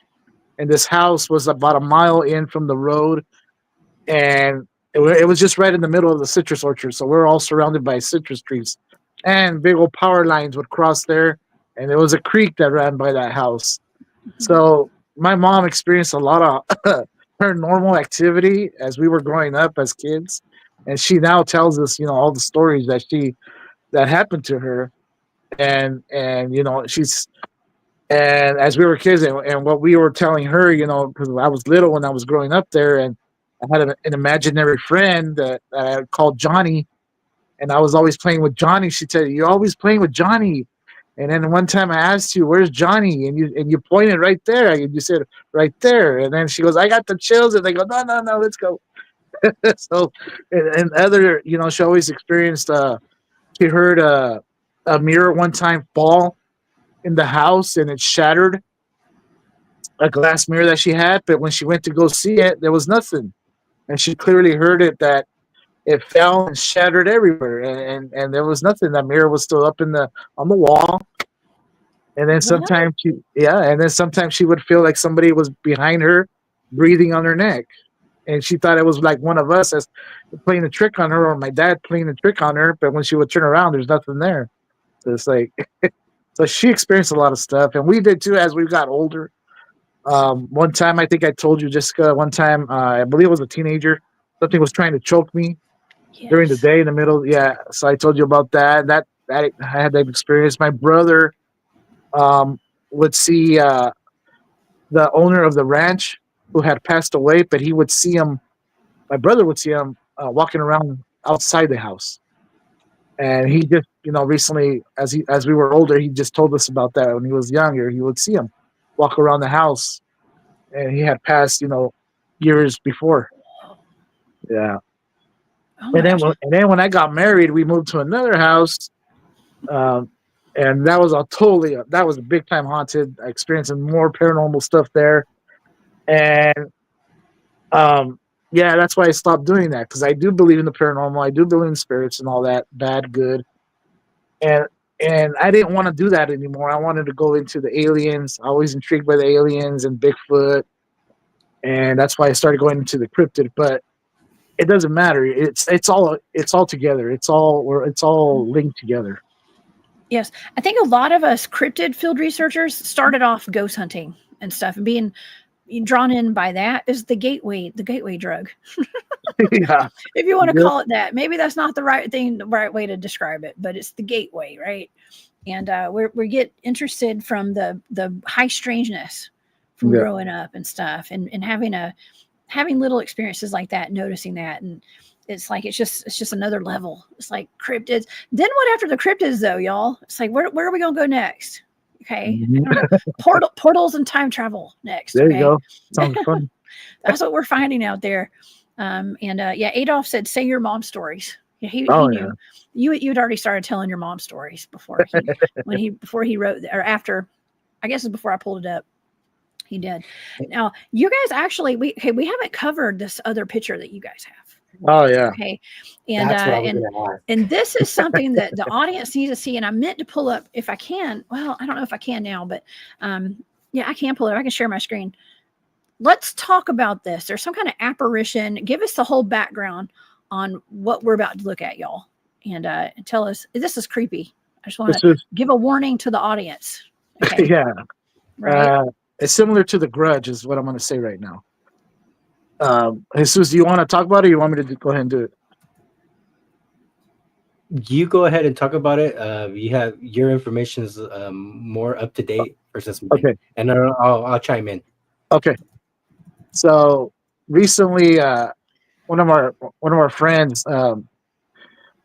was telling us that he was experiencing stuff at work, and I can't disclose, the actual name of the place and the location, but it is a packing house here in the valley, and there's a lot of packing houses here in the valley because of all the tree fruit and citrus, and they're all and it's a big, almost like a big warehouse, and they have cold storages.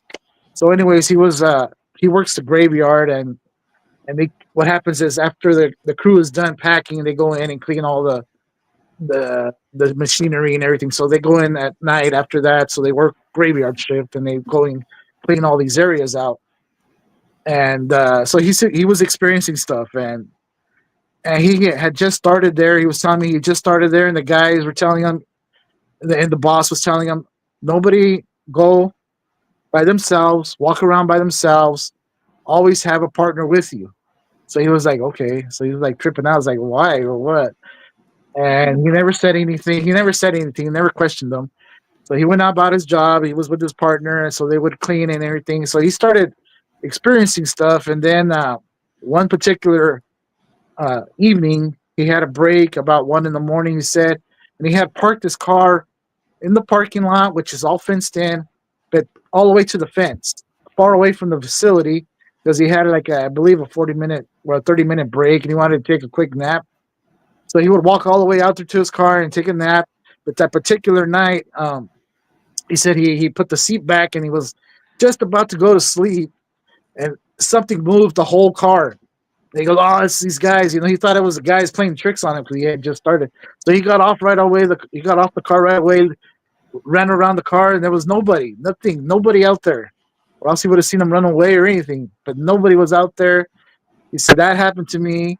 The whole car shook. I don't know what shook it. Another night, he said he was coming in to one of the facilities. He was coming in, and he saw his supervisor up on the second floor in the building, and the supervisor was going like this to him, and he thought he was just saying hi to him because he couldn't hear from the distance they were at. So but he can see the supervisor going like, what's going on? And he thought he was just saying hi, so he kept walking into the facility. And he noticed the supervisor coming, started walking fast, and then he came down from the second floor to him, and he said, "What's going on? Like, what do you?" And he's all like, "What do you mean? Well, who's that lady that was walking that came in behind you?" No. And he goes, "Oh, don't start that. Don't say that." He goes, "Yeah, there was a lady that came in behind you." That's why I was going like this, like what's going on? She's a hard hat on or something. I don't know. She's a sign in at the desk. Yeah. Who's that? So he said, "No, there was nobody." He goes, "Yes, there was." He goes, "Where'd she go?" He goes, I don't know what you're talking about." He goes, "Oh man." So then his partner, so then he started asking questions. So his partner, he would ask his partner, he goes, "Hey, is there strange stuff happening here?" Like, have you experienced it? He goes, yeah, but they don't want us to talk about it. But there is, all of us have experienced a lot of stuff. And he goes, and one of these cold storages, uh, sometimes you'll see a lady. You'll see it with the long black hair and the white dress, but you can't see the face. But sometimes it's either a lady or a little kid, but they're dressed the same. And he goes, oh, heck no. So then one time he said he was there and he was feeling like something was in the back corner of the facility. So he started taking pictures. And then that's the picture I sent you, Jessica. I don't know if you want to bring it up. But... Well, I was actually going to show some pictures of the Grudge. Okay, like this before we show the picture. Okay, because this was a creepy movie. All right. Creepy movie. It was a woman. She's got the long hair. Okay, just remember these pictures, y'all. Okay? Yeah, right there in the middle. Just right remember this one. Actually, the one where she's on her knees right here. Oh, no, she's not on her knees. Check this one out. Okay. Remember this picture, y'all. Okay. And let's go to the pictures. All right. This is at the same facility that you're talking about, the packing plant. And should we show the first picture that has she's maybe in the back? Yeah, you can do that. Here we go. Here's the first picture. And I don't know if you can zoom in, but it's up to you. I don't know if I can zoom in, make it bigger on my screen. I think this is about as big as it'll get. Okay. Because it's I don't know if I can zoom in on that. So you're trying to look up towards the very back end where the darkness is. Okay. And now should we show the other picture? Sure. Okay. All right. So I don't know if you guys can see that it's hard for me to see it on the little screen, but I can see it. It looks like a woman with dark hair, just like the pictures that I just showed on that search from The Grudge. Yeah. So these guys, his partners are telling him that they've been encountering her and a little one when they started working there. So and now he's telling me that it's like constantly, like every night, like stuff happens, weird stuff happens. They've seen objects go flying off the table when they're cleaning an area and it's behind them. Something will go off the table and fall on the floor, or they just get that feeling in the darkness area that something is looking at them, and that's when they take the pictures. And sure enough, right there, it shows that something was there. Oh my gosh. That is quite creepy. Now, is that how the woman was described that walked in behind your friend? I didn't ask him. I should have asked him. I didn't ask him what the supervisor said she looked like. But all he told me, it was a lady that was behind you. There was a lady behind them, and he just got freaked out. And then he says one time when they're cleaning the cold storage, the lights are censored inside that cold storage. So if you're walking around, the lights turn on, and if there's movement, they'll stay on. He says sometimes they're in there and they're washing and they're moving around, and all of a sudden the whole cold storage the lights shut down, and there's no light at all unless you have your cell phone and you turn on your light. But he says it's happened to him a couple of times already. And then there's an area in the cold storage that this whole facility has to be cold for the fruit. In this particular area, it's just a circle that it's warm, it's hot in this particular area in the cold storage, inside the cold storage. It doesn't get cold. It's just hot. Oh, well, I wonder what that building was. I mean, is this an old building or no? It's a newer building? It's a newer building. It's a packing house. It's a very big facility. It's near the foothills. I don't want to say the town because then they'll know, but yeah, it's near the foothills. Like I said, there could have been something there before when they built that. I mean, who knows? I don't know when they built that facility if they dug up something or somebody was buried there. I mean, I don't know. Sacred grounds. It's like the movie Poltergeist. They built something on top of like an old Indian burial mound or some kind of cemetery or something. And right. Yeah. And that's what I was telling him. That's what I was telling him. It was like someone was there, something was buried there. either sacred grounds was built on top of that. But to me, it's not. From what he's telling me, I don't think it's evil. I think it's trying to get its attention. Is what I'm feeling. It's trying to get its attention, like it's trying to tell him something, like either tell him I'm here or like something is like I don't know. I'm thinking like I'm buried here. Maybe something unfortunately happened, something bad. You know. I think she crawled out of a well, actually. That's what I think. Yeah. I'm just And saying, actually- she looks like she just crawled out of a well or somebody's TV screen. Okay. That's what happened with her. I'm not making fun, y'all. I'm just saying I feel bad because who wants to be a ghost stuck like that? Nobody. Yeah. Nobody. But it also does look just like the Grudge lady. Yep. So Go ahead, please. yeah. So I actually have a 3-second video. Oh. It's night vision of this being materialized. So nice. Keep in mind, it's night vision and it's a white figure materialized in that specific location. The same place where this picture was taken? Yeah. Yes. Oh my gosh. That same angle, everything. Oh, nice. With a timestamp. Huh, But there's nobody there. I wonder if that could be like a residual haunting or something. Maybe. Or if it's intelligent. It just sounds, there's probably a whole lot of different stuff going on there at that plant. Yeah. I don't know. All these old warehouses, and I know this is not like an old place, but like in Atlanta, let's just say, for instance, I don't talk about, this is something I don't get to talk about much because we talk about a lot of cryptids and stuff on my shows usually, but I've had a lot of ghost experiences as well. And very creepy, highly strange incidents. And there's a place in Atlanta, downtown and midtown, called the U-Haul Lofts. Or it used to be called the U-Haul Lofts, but it's also known as the Slaughterhouse, which sucks because it was an actual, like, I want to say like a meat packing plant, or they call it the slaughterhouse. They used to slaughter the animals there, I guess. And it's right there near the train tracks and stuff. I mean, it's a very old building. Today it's like super rich people living there. And so, but back when I lived in Atlanta, my friends lived in lofts there, and they'd have parties, and we used to go to parties over there and stuff. It's called the U-Haul Lofts. I think it's in the 10th or 14th Street. And, that place was horrible. I hated it. You could they have a restaurant. They used to have a restaurant there after they, gentrified the area, I guess. But it was called it's like French for slaughterhouse or something is the name. But I was like, y'all have no idea how haunted this place is. I'd want to tell people, but there's nobody to tell. But we would go there late. I mean, I'd be there late at night sometimes. And I just didn't even want to walk over the threshold of going into that place because it was so dark. So many animals. I mean, this is just animals, right? I'm not saying animals are just animals, but it's animals. It wasn't people, it was animals lost their lives there. And you could feel it. The air was thick. I mean, the energy was thick to where it was almost like I had a diversion to like not want to be there or not to even walk over, like I said, that threshold into that building at night, So, yeah.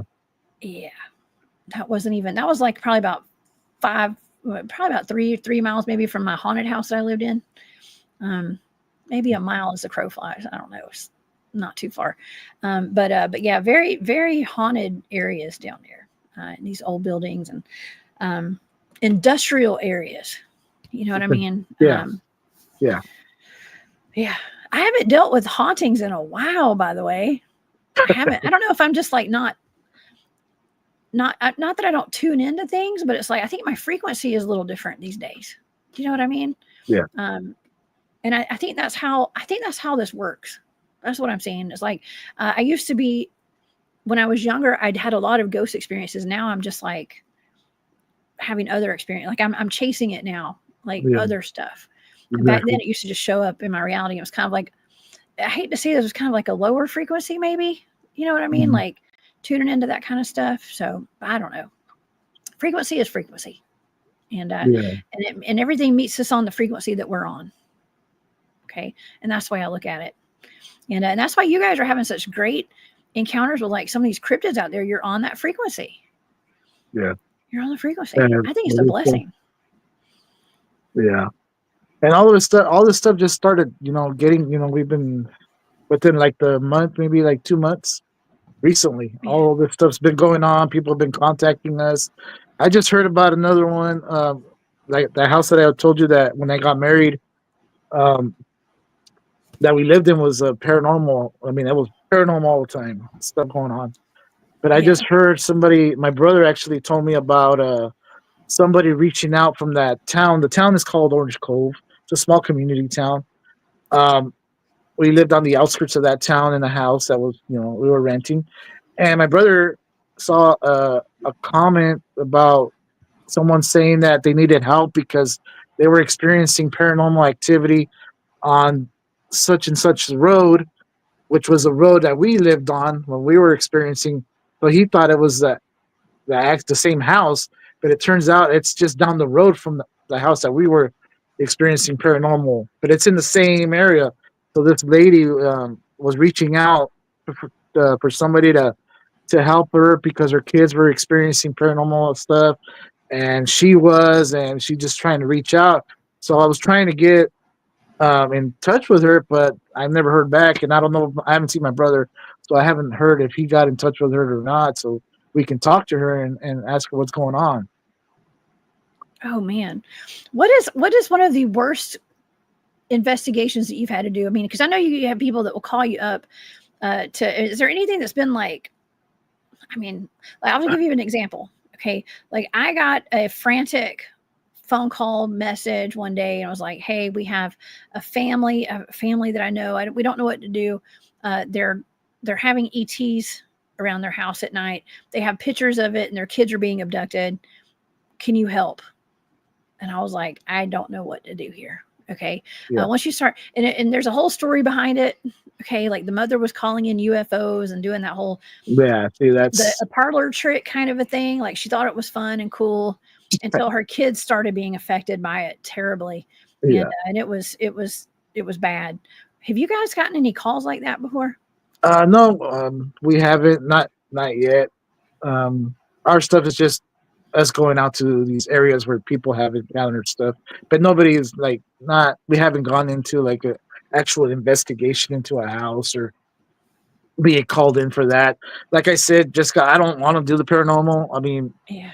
But in that location, now that I'm thinking about it, or when I used to live out there, I'm thinking it was also like cryptid stuff going on too with the paranormal, because the stories that I was hearing were on the land that we were living on. The neighbor down the street from me saw one time him and his son late at night. The dogs were going crazy, and I think I told you before, but they saw a giant in the middle of the Citrus Avenue, and it was this huge. He said it was a huge man, and the gentleman had a gun with him. The dad did, and he just stood and watched this figure, this thing huge. He said it was a giant in the middle of the avenue of the citrus orchard, and this was late at night because the dogs were going crazy and they thought somebody was breaking into the warehouse, the shop area. But that's what they saw, and his son was all, "What's going on, Dad?" And his dad wouldn't move, and then he looked, but he was his son looked towards the direction the dad was, and he saw it. Said it was just huge, man. It was a giant. And my dad just froze, and my dad just said, "Let's go home." He just turned around and went home. I mean, I would have done the same probably if I had my kid with me. I'm like, let's get the heck out of here. Lock the doors, kids. Yeah, and he said he had a gun. He didn't even take out the gun. He just went back home, like nothing, like nothing. Oh my gosh! So it wasn't like a Bigfoot; it was a giant human. He said it was a human. It was like a man, shape of a man, but he couldn't see the facial features or anything. It was just he can see the outline of it. But it was above, it was a giant. To him, it was a giant because the citrus trees were about 8 feet tall. So it was above that, at least 2 feet more taller than the citrus trees back then. Yeah. And it was in the middle of the avenue. The middle of the avenue. It was at night? It was at night. Yeah. So there are giants in California. Yes. Yeah, I believe so. Man, add it to the list. And then there's another story, and it goes back to the 90s where, and this is the place where my dad worked, so I was familiar with the ranch and all this stuff. And it was back in the 90s. I remember one of my dad's coworkers. They were in the summer. they have to spray at night because it was too hot in the day. It would burn the trees.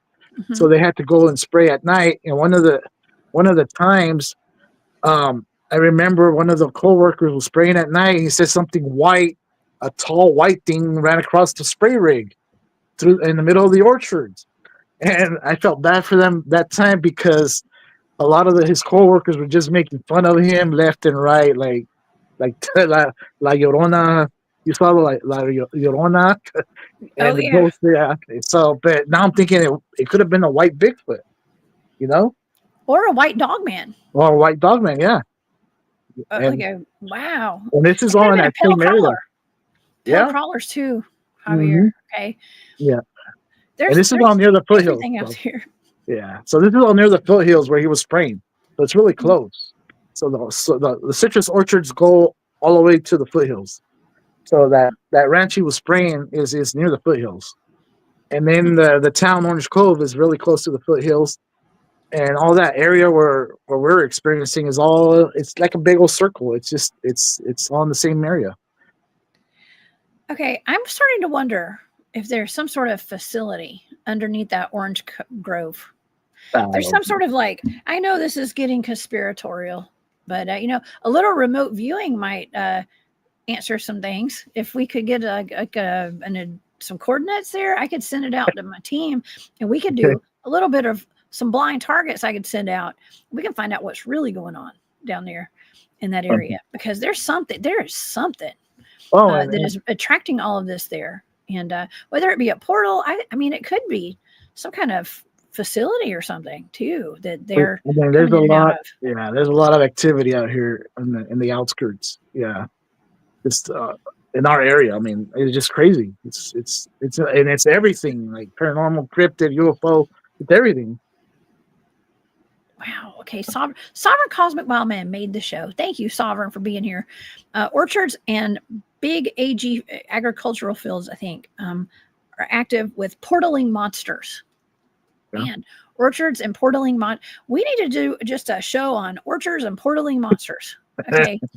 And I'm going to bring Sovereign on. Okay. Because this is a really interesting topic, though. And there's, I mean, I've heard this before we would talk about the trees being portals and things like that, like I mentioned earlier. But I am fascinated by these orchards and especially, dogmen and Bigfoot and giants, white apparitions, white Bigfoots. I mean, and we've got the Grudge over at this packing plant. I mean, the Grudge lady. And that's just one packing house. I've heard of other packing houses that are haunted. People would always talk about, but they never showed me pictures or evidence. They would just encounters. But this one, he had evidence. That's why I wanted to show it to you. Yeah, wanted to share it with you. Okay, Pictograph Mountain too. Is that close by? Oh yeah, that's where. Yeah, that's like 5 minutes from us. That's where the upside down tree is. There's a lot of pictographs on top. There's a huge pictograph of a thunderbird on that top of the mountain. I have several videos. There's about 2 videos on our channel. You guys can go check them out. You'll see those pictographs, and you'll see the whole area. What I'm talking about. Oh well, the thunderbird. Some say the thunderbirds are actually the pterodactyls, but I mean, I don't know. I think they're 2 separate things. But a lot of people have made that connection too. So that'd be interesting if that's on a pictograph, right? If it's drawn into that mountain. Right. See, the one that's on the mountain has feathers. You can see it has feathers. But how do I know they weren't trying to depict a UFO back then? They just called it a bird. Too. You know what I mean? That's true too. And well, hey, wait a second. We also have been having these conversations about dinosaurs having feathers as well. Even I mean, dragons maybe could have had feathers. Yeah. Yeah. Oh yeah, that's a good idea, Adolf. Remote view Pictograph Mountain. Yeah, that would be a nice place. I need to get the coordinates to that and send those out to the team. I mean, hopefully nobody from my team is watching this tonight. I hate to say I shouldn't have said anything. But sometimes I think out loud and I shouldn't. Okay. But yeah, that would be a great thing to do and bring you guys on, you and Adolf and Jesus, if you want to come and just bring everybody on and we can go over some data. try to figure out what's going on in these orchards and at Pictograph Mountain as well. Yeah, Ada's been out there, and that's the only place that I've seen the upside down tree. That's How crazy. big was this tree? Did you show us a picture of the tree yet, or no? I think it was a while back. Yeah, Okay. well, I think it did. Showed a while back. I gotta say it was at least 10 feet tall. At least 10 feet tall. So it's not like a human did it. Mm-hmm. Turned it upside down. There's no way. Probably not. We do have a lot of strange. Do you guys have like tree structures out there too? I mean, you're in the orchard, but are there maybe some of the sapling trees and stuff? Do they ever get like, knotted up and all that kind of stuff that we find? I haven't really seen them in the orchards. More with the eucalyptus trees. There's a lot of eucalyptus trees. I guess they used to grow them back in the day for firewood in the valley, and they would sell a lot of it. So a lot of the eucalyptus, there's just like little islands left now, here and there throughout the valley, like little islands of eucalyptus trees, and in those you see a lot of structures. Yes. Yeah, and that's where we've caught in a lot of the we see them in the pictures and all that. Oh, very cool. Yeah. Very cool. Oh, go ahead, Jesus. Did you want to add to it? And yes, so I know we touched on this a little bit of caves. In Pictograph Mountain, we were told by the owner, well, Javier was, that there were caves. So that's another area of our investigation where we would like to have that opportunity to go and explore, and hopefully we find other pictographs and take some great pictures and share with the audience, and maybe they can help us determine the meaning of those pictographs. That would be wonderful, actually. We have a wonderful live chat going on tonight, and we always have a great audience. And if you ever have any pictures or anything like that you'd like for people, I mean, we have a lot of researchers in here, actually, and and people with a lot of different various backgrounds as well. And so we would love to show some people your anything that you'd like to have examined. Send it over to me. We'll get it out. For sure. And then I know Adolf mentioned right now, there's a lot of strange boulder formations out there too. Like they're just standing on top of, like, just straight up in the air. Like they shouldn't be standing like that, and they are. Oh yeah. And there's a lot of I think I've shared the pictures with you, but there's just a lot of strange stuff up in that mountain. Yeah. Oh man. That is that's really cool. That's really cool. And just a lot of anomalies, a lot of high strangeness. All roads lead back to ETs, probably. Yeah, and that's where we left our game cams at one time, and they shut them down. Oh. We left 3 game cams. The one where we thought there was more activity in the area, we left one there. That one shut down at night and wouldn't work until the next day in the morning when the sun was up. I think I remember you telling me that. Yeah, and when I went to pick it up, it was already in the evening, and we left it out there for 4 days. On the 4th day, I went out there, and it's taking pictures of me coming up to take it down. But those nights, and it took pictures of me when I tied it and I left it. And it took pictures of me going away, leaving. But after that, there's nothing. Like, it would record during the day, and then it was shut down as soon as it got dark, and nothing would work. There was nothing until the next morning. And it was not programmed like that. Yeah, and it wasn't programmed like that. That is highly unusual, actually. That's weird. Yeah. It's not unusual to have equipment malfunctions. That is very common. But that's weird that it would just be shut down. It's almost like something shut that down. Exactly. Yeah. Yep. Man. Well, hey, at least you put them out there. I mean, I would just keep on putting them out there. Put a bunch of different ones. And that's when we caught the white vehicles, too. Got a picture of the white vehicles. The owner, I think I told you last time, the owner was asking me, who are these people in my field, in my ranch, driving around? These white vehicles, is it you? I go, no, I always ask you permission before I head out there. It's not us. But we did end up catching a picture of one of them when they passed through one of the game cams. They passed across from it. So we had a photo. Ooh, but, yeah, they're onto us. Whoever they are. Yeah. You're being serious. Like people follow you guys. Yeah, they're onto us. That's why I don't disclose any more locations or anything where we're going. Yeah. The exact location, I don't say it anymore in our videos. I don't do that no more. Yes, I would never give your locations away. Nope. Yeah, I mean, at this point, we have a lot of people watching our shows and stuff, and you've got a YouTube channel as well, and and there are some people. Let's just say, I'm not saying like they are in any kind of government agency or anything, but there are people that do watch, as well, and they keep an eye on like where you're going. Okay. Right. I've been told that, like, be real careful, about giving, and even like if you're going out, like you don't announce it. Don't announce when you're going anywhere. Don't talk about it till you get back. Okay? Right. And that's with everyday life. This is some advice to everybody who's listening right now in your everyday life. Do not post where you're going anywhere, even if it's to a birthday party or to a family function, whatever. Wait until you get done. Okay. Like the days of us posting locations and things are done. Y'all don't ever do that. It's so dangerous. People, you never know who's watching you. Okay. Yeah. And you never know who's watching. It could just be some crazy ex or something. Okay. That wants to stalk you or something. It could be anybody, but it can also be something that's a little more, I don't say it's more dangerous than a crazy ex. No, I'm just kidding, y'all. But it's but I'm talking about like, 3-letter agencies and stuff like that. Be careful. Be careful. Don't be paranoid. Okay. And guys, but just be careful. And because we're on this topic, like I use my computer for work and it works perfectly fine. As soon as we get into very specific topics, my computer just goes haywire.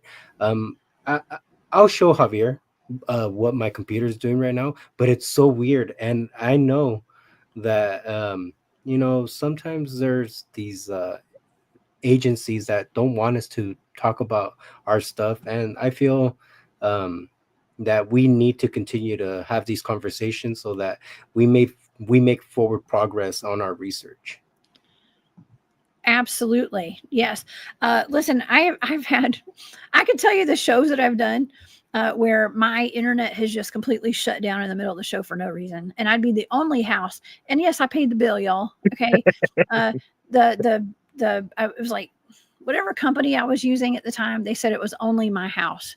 And they did not know why my internet shut down. It was a very important show, or a remote viewing show about a creature in the Adirondacks up in New York. Jeremiah Fountain was on with me and Barry Littleton.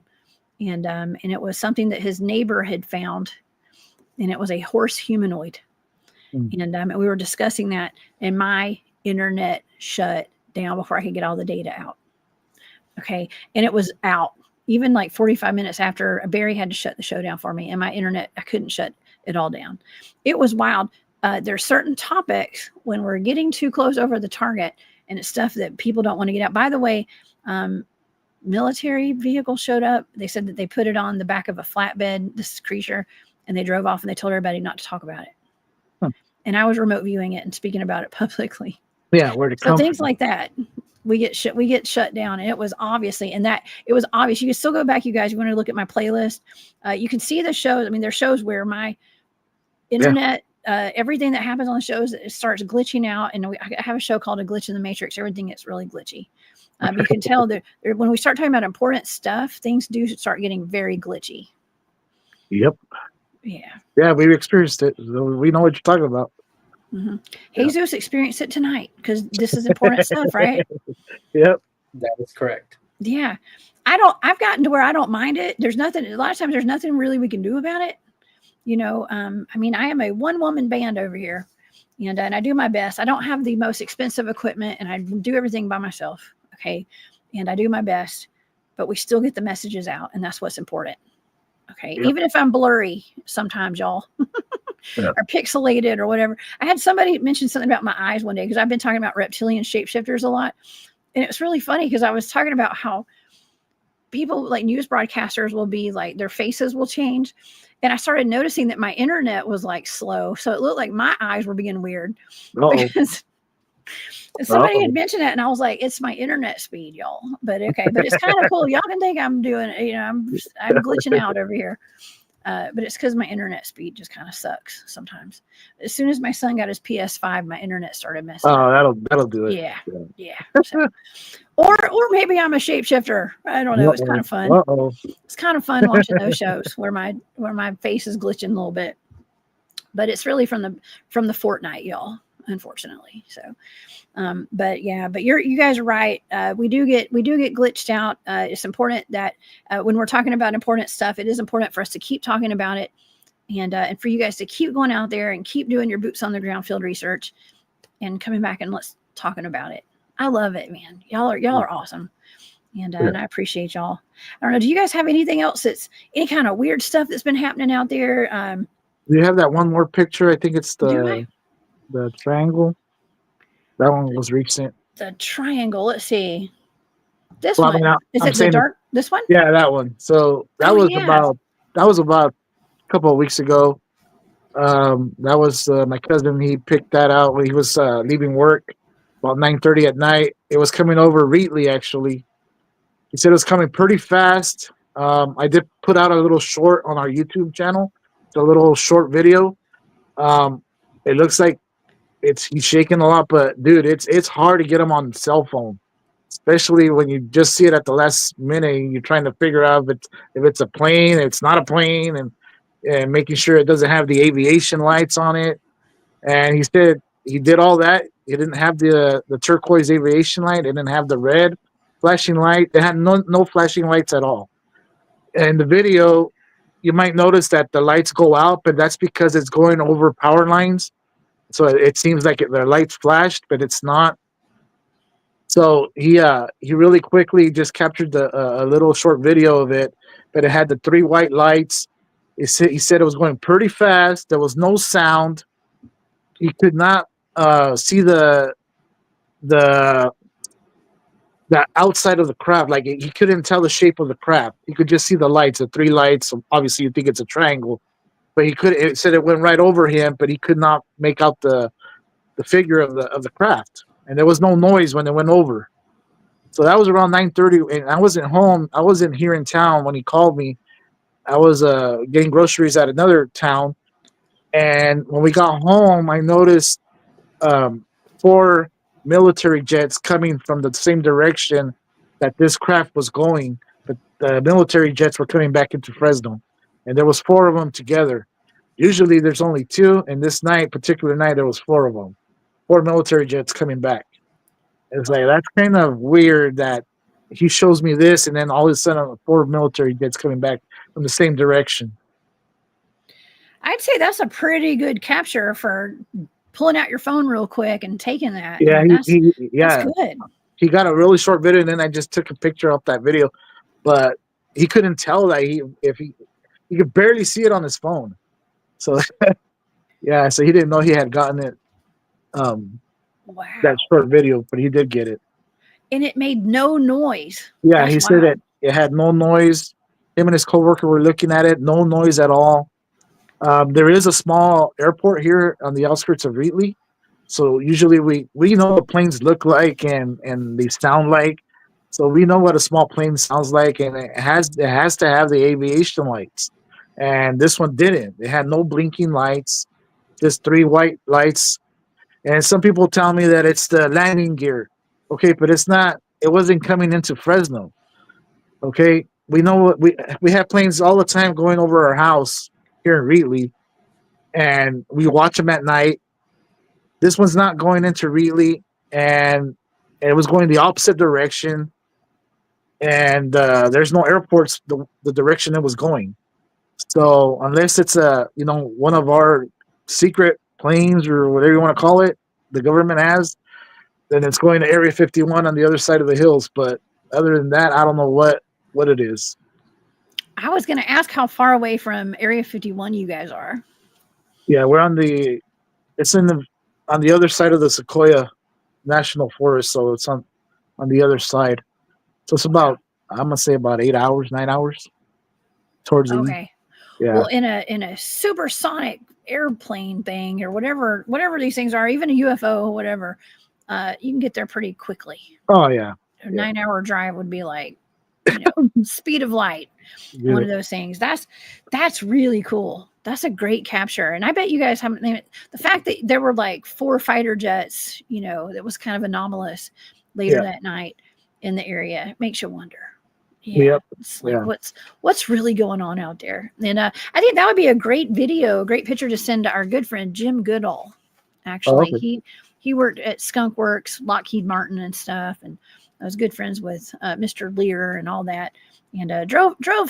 I guess you call him driving, flying. He flew. I don't know if you call it driving a plane. Okay.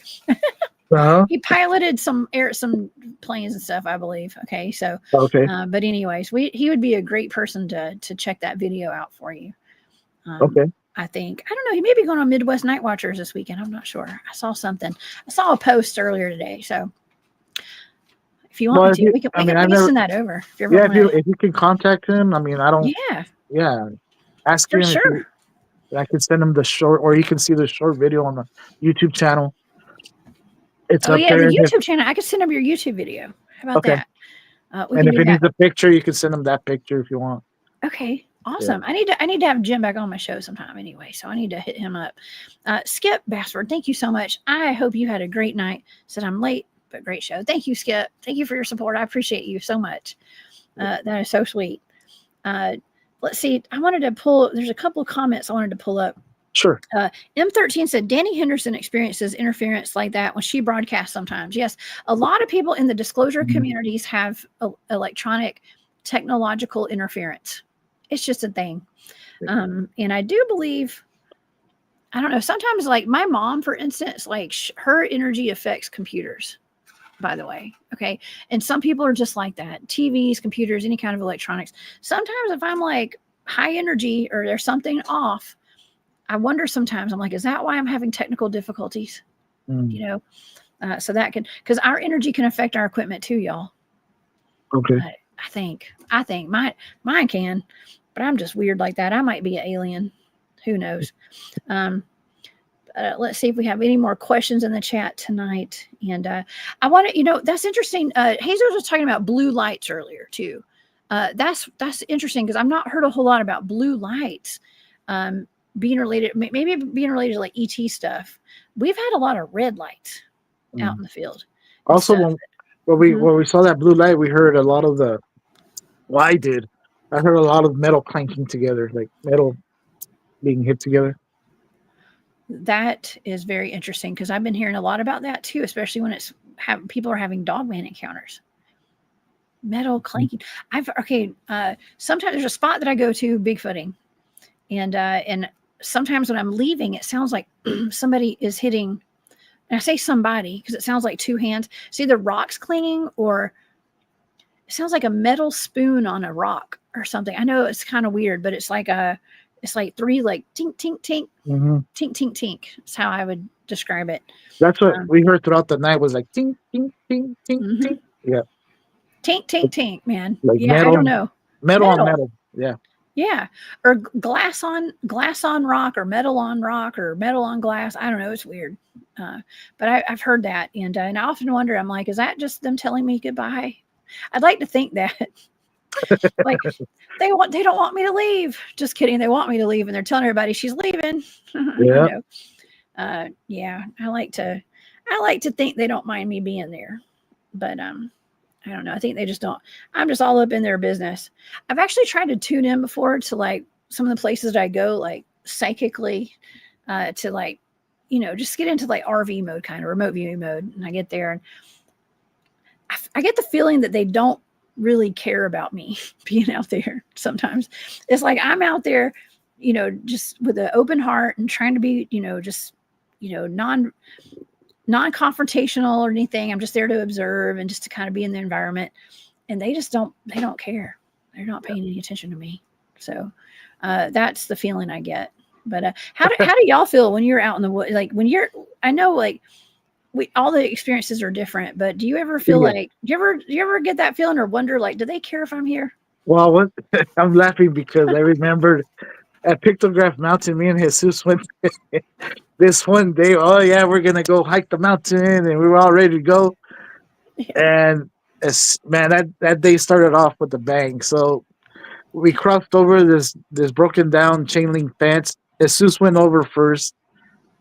I went over second. I had to get on top of a rock to go over the chain link fence, but I slipped and I landed on the chain link fence. So I had to grab the chain link fence, and then I had a tattoo on my chest of the barbed wire fence on my chest because I had to land on it. Oh my It's like, gosh. oh my gosh. And that's how the day started. Okay.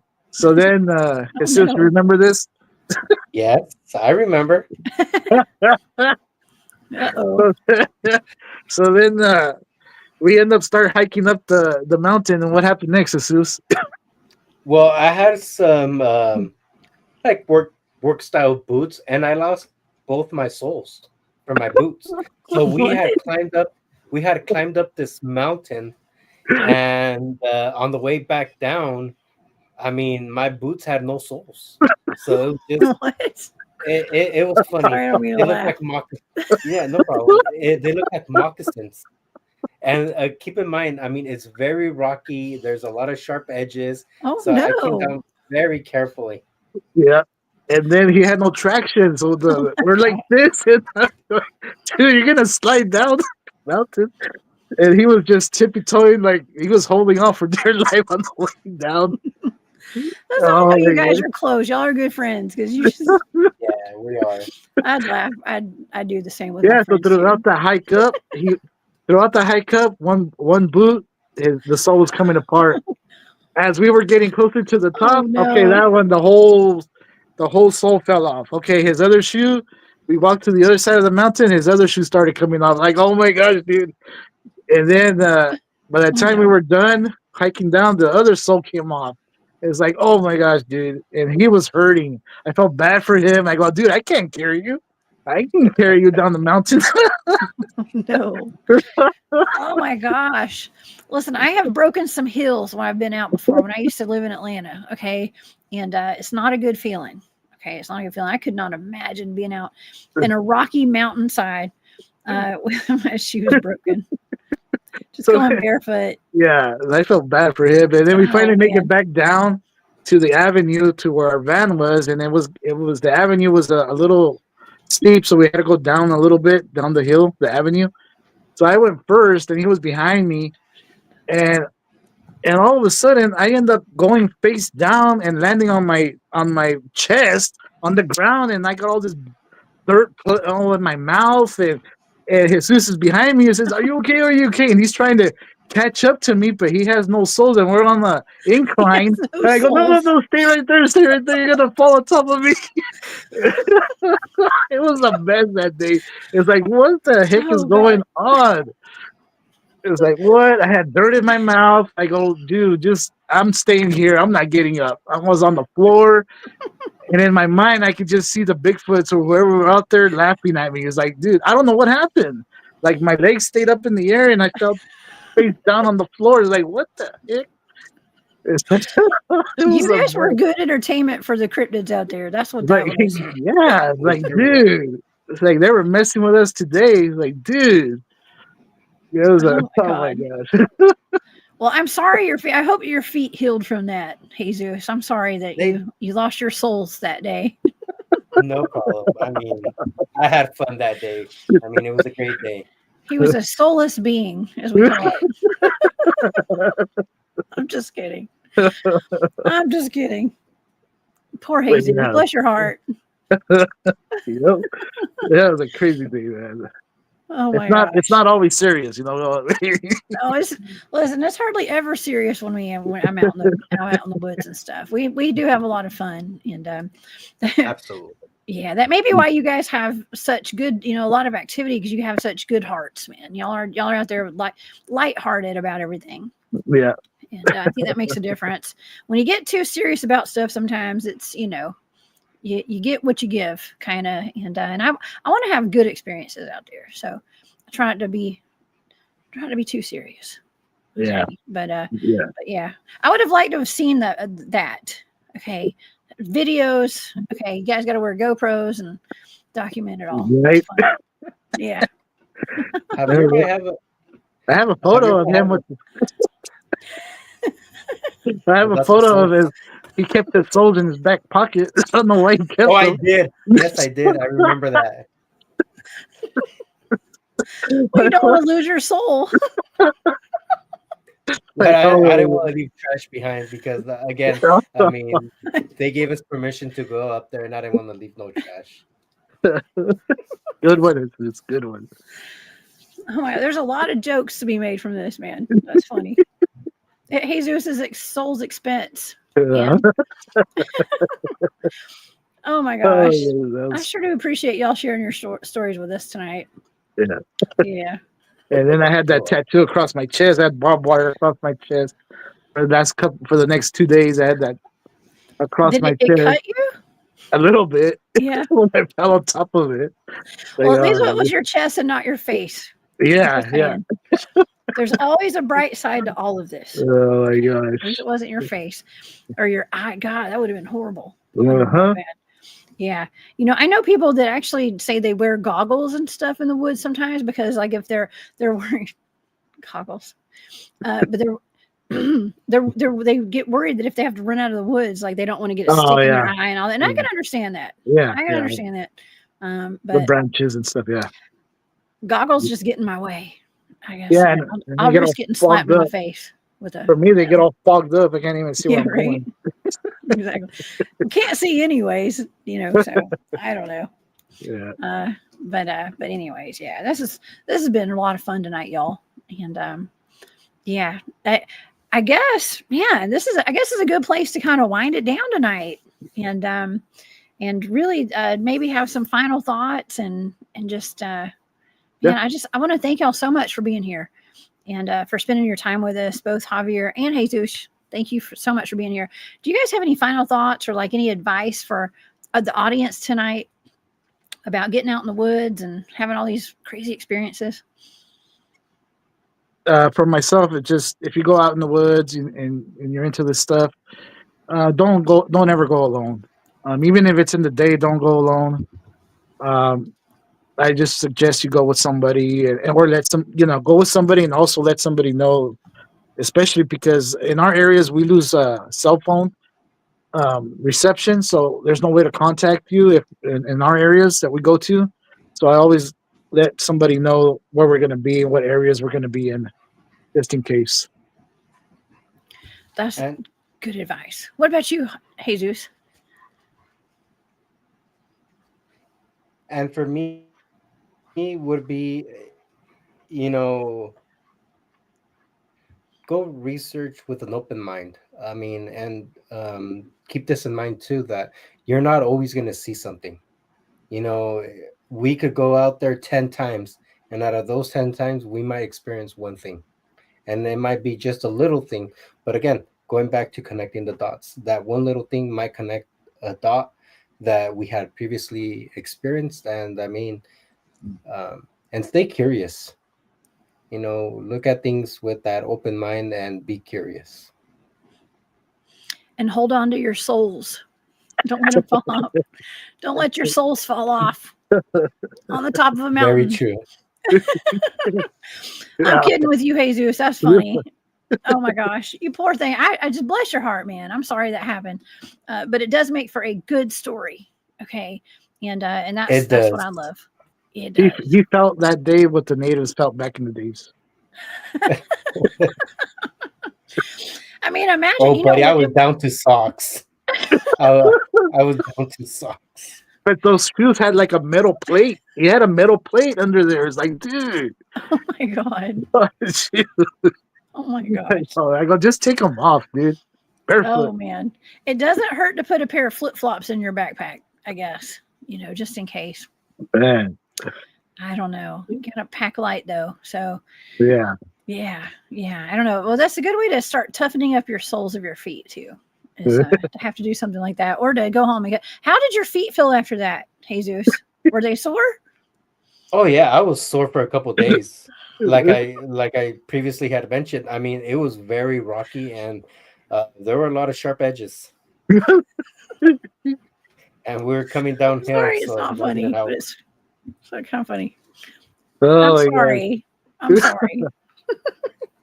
That's okay, Jesus. Oh you made man, y'all are so funny. You survived. What doesn't hurt us makes us stronger, right? Yep. Yeah. Very true. What doesn't delete us makes us stronger. Oh man. Yeah. Well, thank you guys again for being here tonight. Tell everybody where they can find you, like do you in about your investigations and how they can get in touch with you. Our Facebook page is CRYPTID559. Again, look for the logo. The 559 is in Roman numerals, and then send me a friend request, and then we'll go from there. YouTube, obviously, our YouTube channel, Cryptid559. You'll find us there. And then to get a hold of us, email us, cryptid559@gmail.com. Okay, wonderful. Okay, Cryptid559 on YouTube, and then Cryptid VVIX on Facebook, you guys. And it's a great way to get in touch. And Cryptid559@gmail.com. Yes. Yeah, okay. correct. Awesome. And so people who live in your area, can they get in touch with you to do an investigation if they have some kind of something creeping around their house? Yeah, reach out to us. We'll hear you out. And then if we can't help you, well, we know a lot of people in the field that, we'll get you in contact with. Okay, perfect. Well, my goodness, y'all, this has been so much fun tonight. And I want to thank you from the bottom of my heart for being here. And we have our chat has really loved it tonight as well, everybody that's in here. And I want to thank y'all for being here tonight and sharing your stories. I want to thank the audience tonight for putting all the input in. I tried to pull up as many comments as I could tonight. But I get distracted with the show and stuff. So so thank y'all so much for all the comments. I'm sorry if I couldn't pull everybody's up tonight. But I also want to thank everybody for the love and the support. And I wanted to say shout out to Long Island Bigfoot for being a member of the Hunt Club for, 16 months. I can't see y'all. Thank you so much, LIB. You are the best, man. I appreciate that. And also I want to thank everybody who gave super stickers tonight, including Kent Baxter and MPW and Margaret and Skip. Thank y'all so much for that. And hopefully I didn't leave anybody out. Thank y'all so much. And so here, let me take these off. Well, thank you for having us. Of course. Please come back and see me. I know you guys keep your ear to the cryptid streets over there, and have y'all are some of my go-to people on the West Coast, especially when it comes to Dogman encounters as well. So please come back and see us again, and keep us posted on all the new reports you get.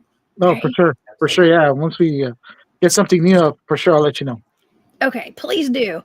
Awesome. Okay, everybody, we'll go and give them a subscribe over on their YouTube channel, and follow them on Facebook. And I want to thank you guys so much again. Come back and see me, y'all. I'll be back on Monday with James Rink with Super Soldier Talk. We're going to be talking about vampires, of all things, on Monday. So that's going to be a really fun show. And also, I will be at his Super Soldier Activation Conference in Orlando in October. So y'all come see me down there at that. Okay. Well, everybody have a great night. I hope y'all enjoyed the show. I hope you learned something. And I know we talk about some weird, crazy, scary stuff and funny stuff too. Okay. But don't be scared, and never live in fear, and just live in awareness. Okay. Live in awareness, and don't go out in the woods by yourselves, like Javier said. Okay. But everybody have a great night. Have a wonderful rest of your weekend, and I'll see y'all back here on Monday. All right. Thanks, guys. We'll see you next time. Thank you all.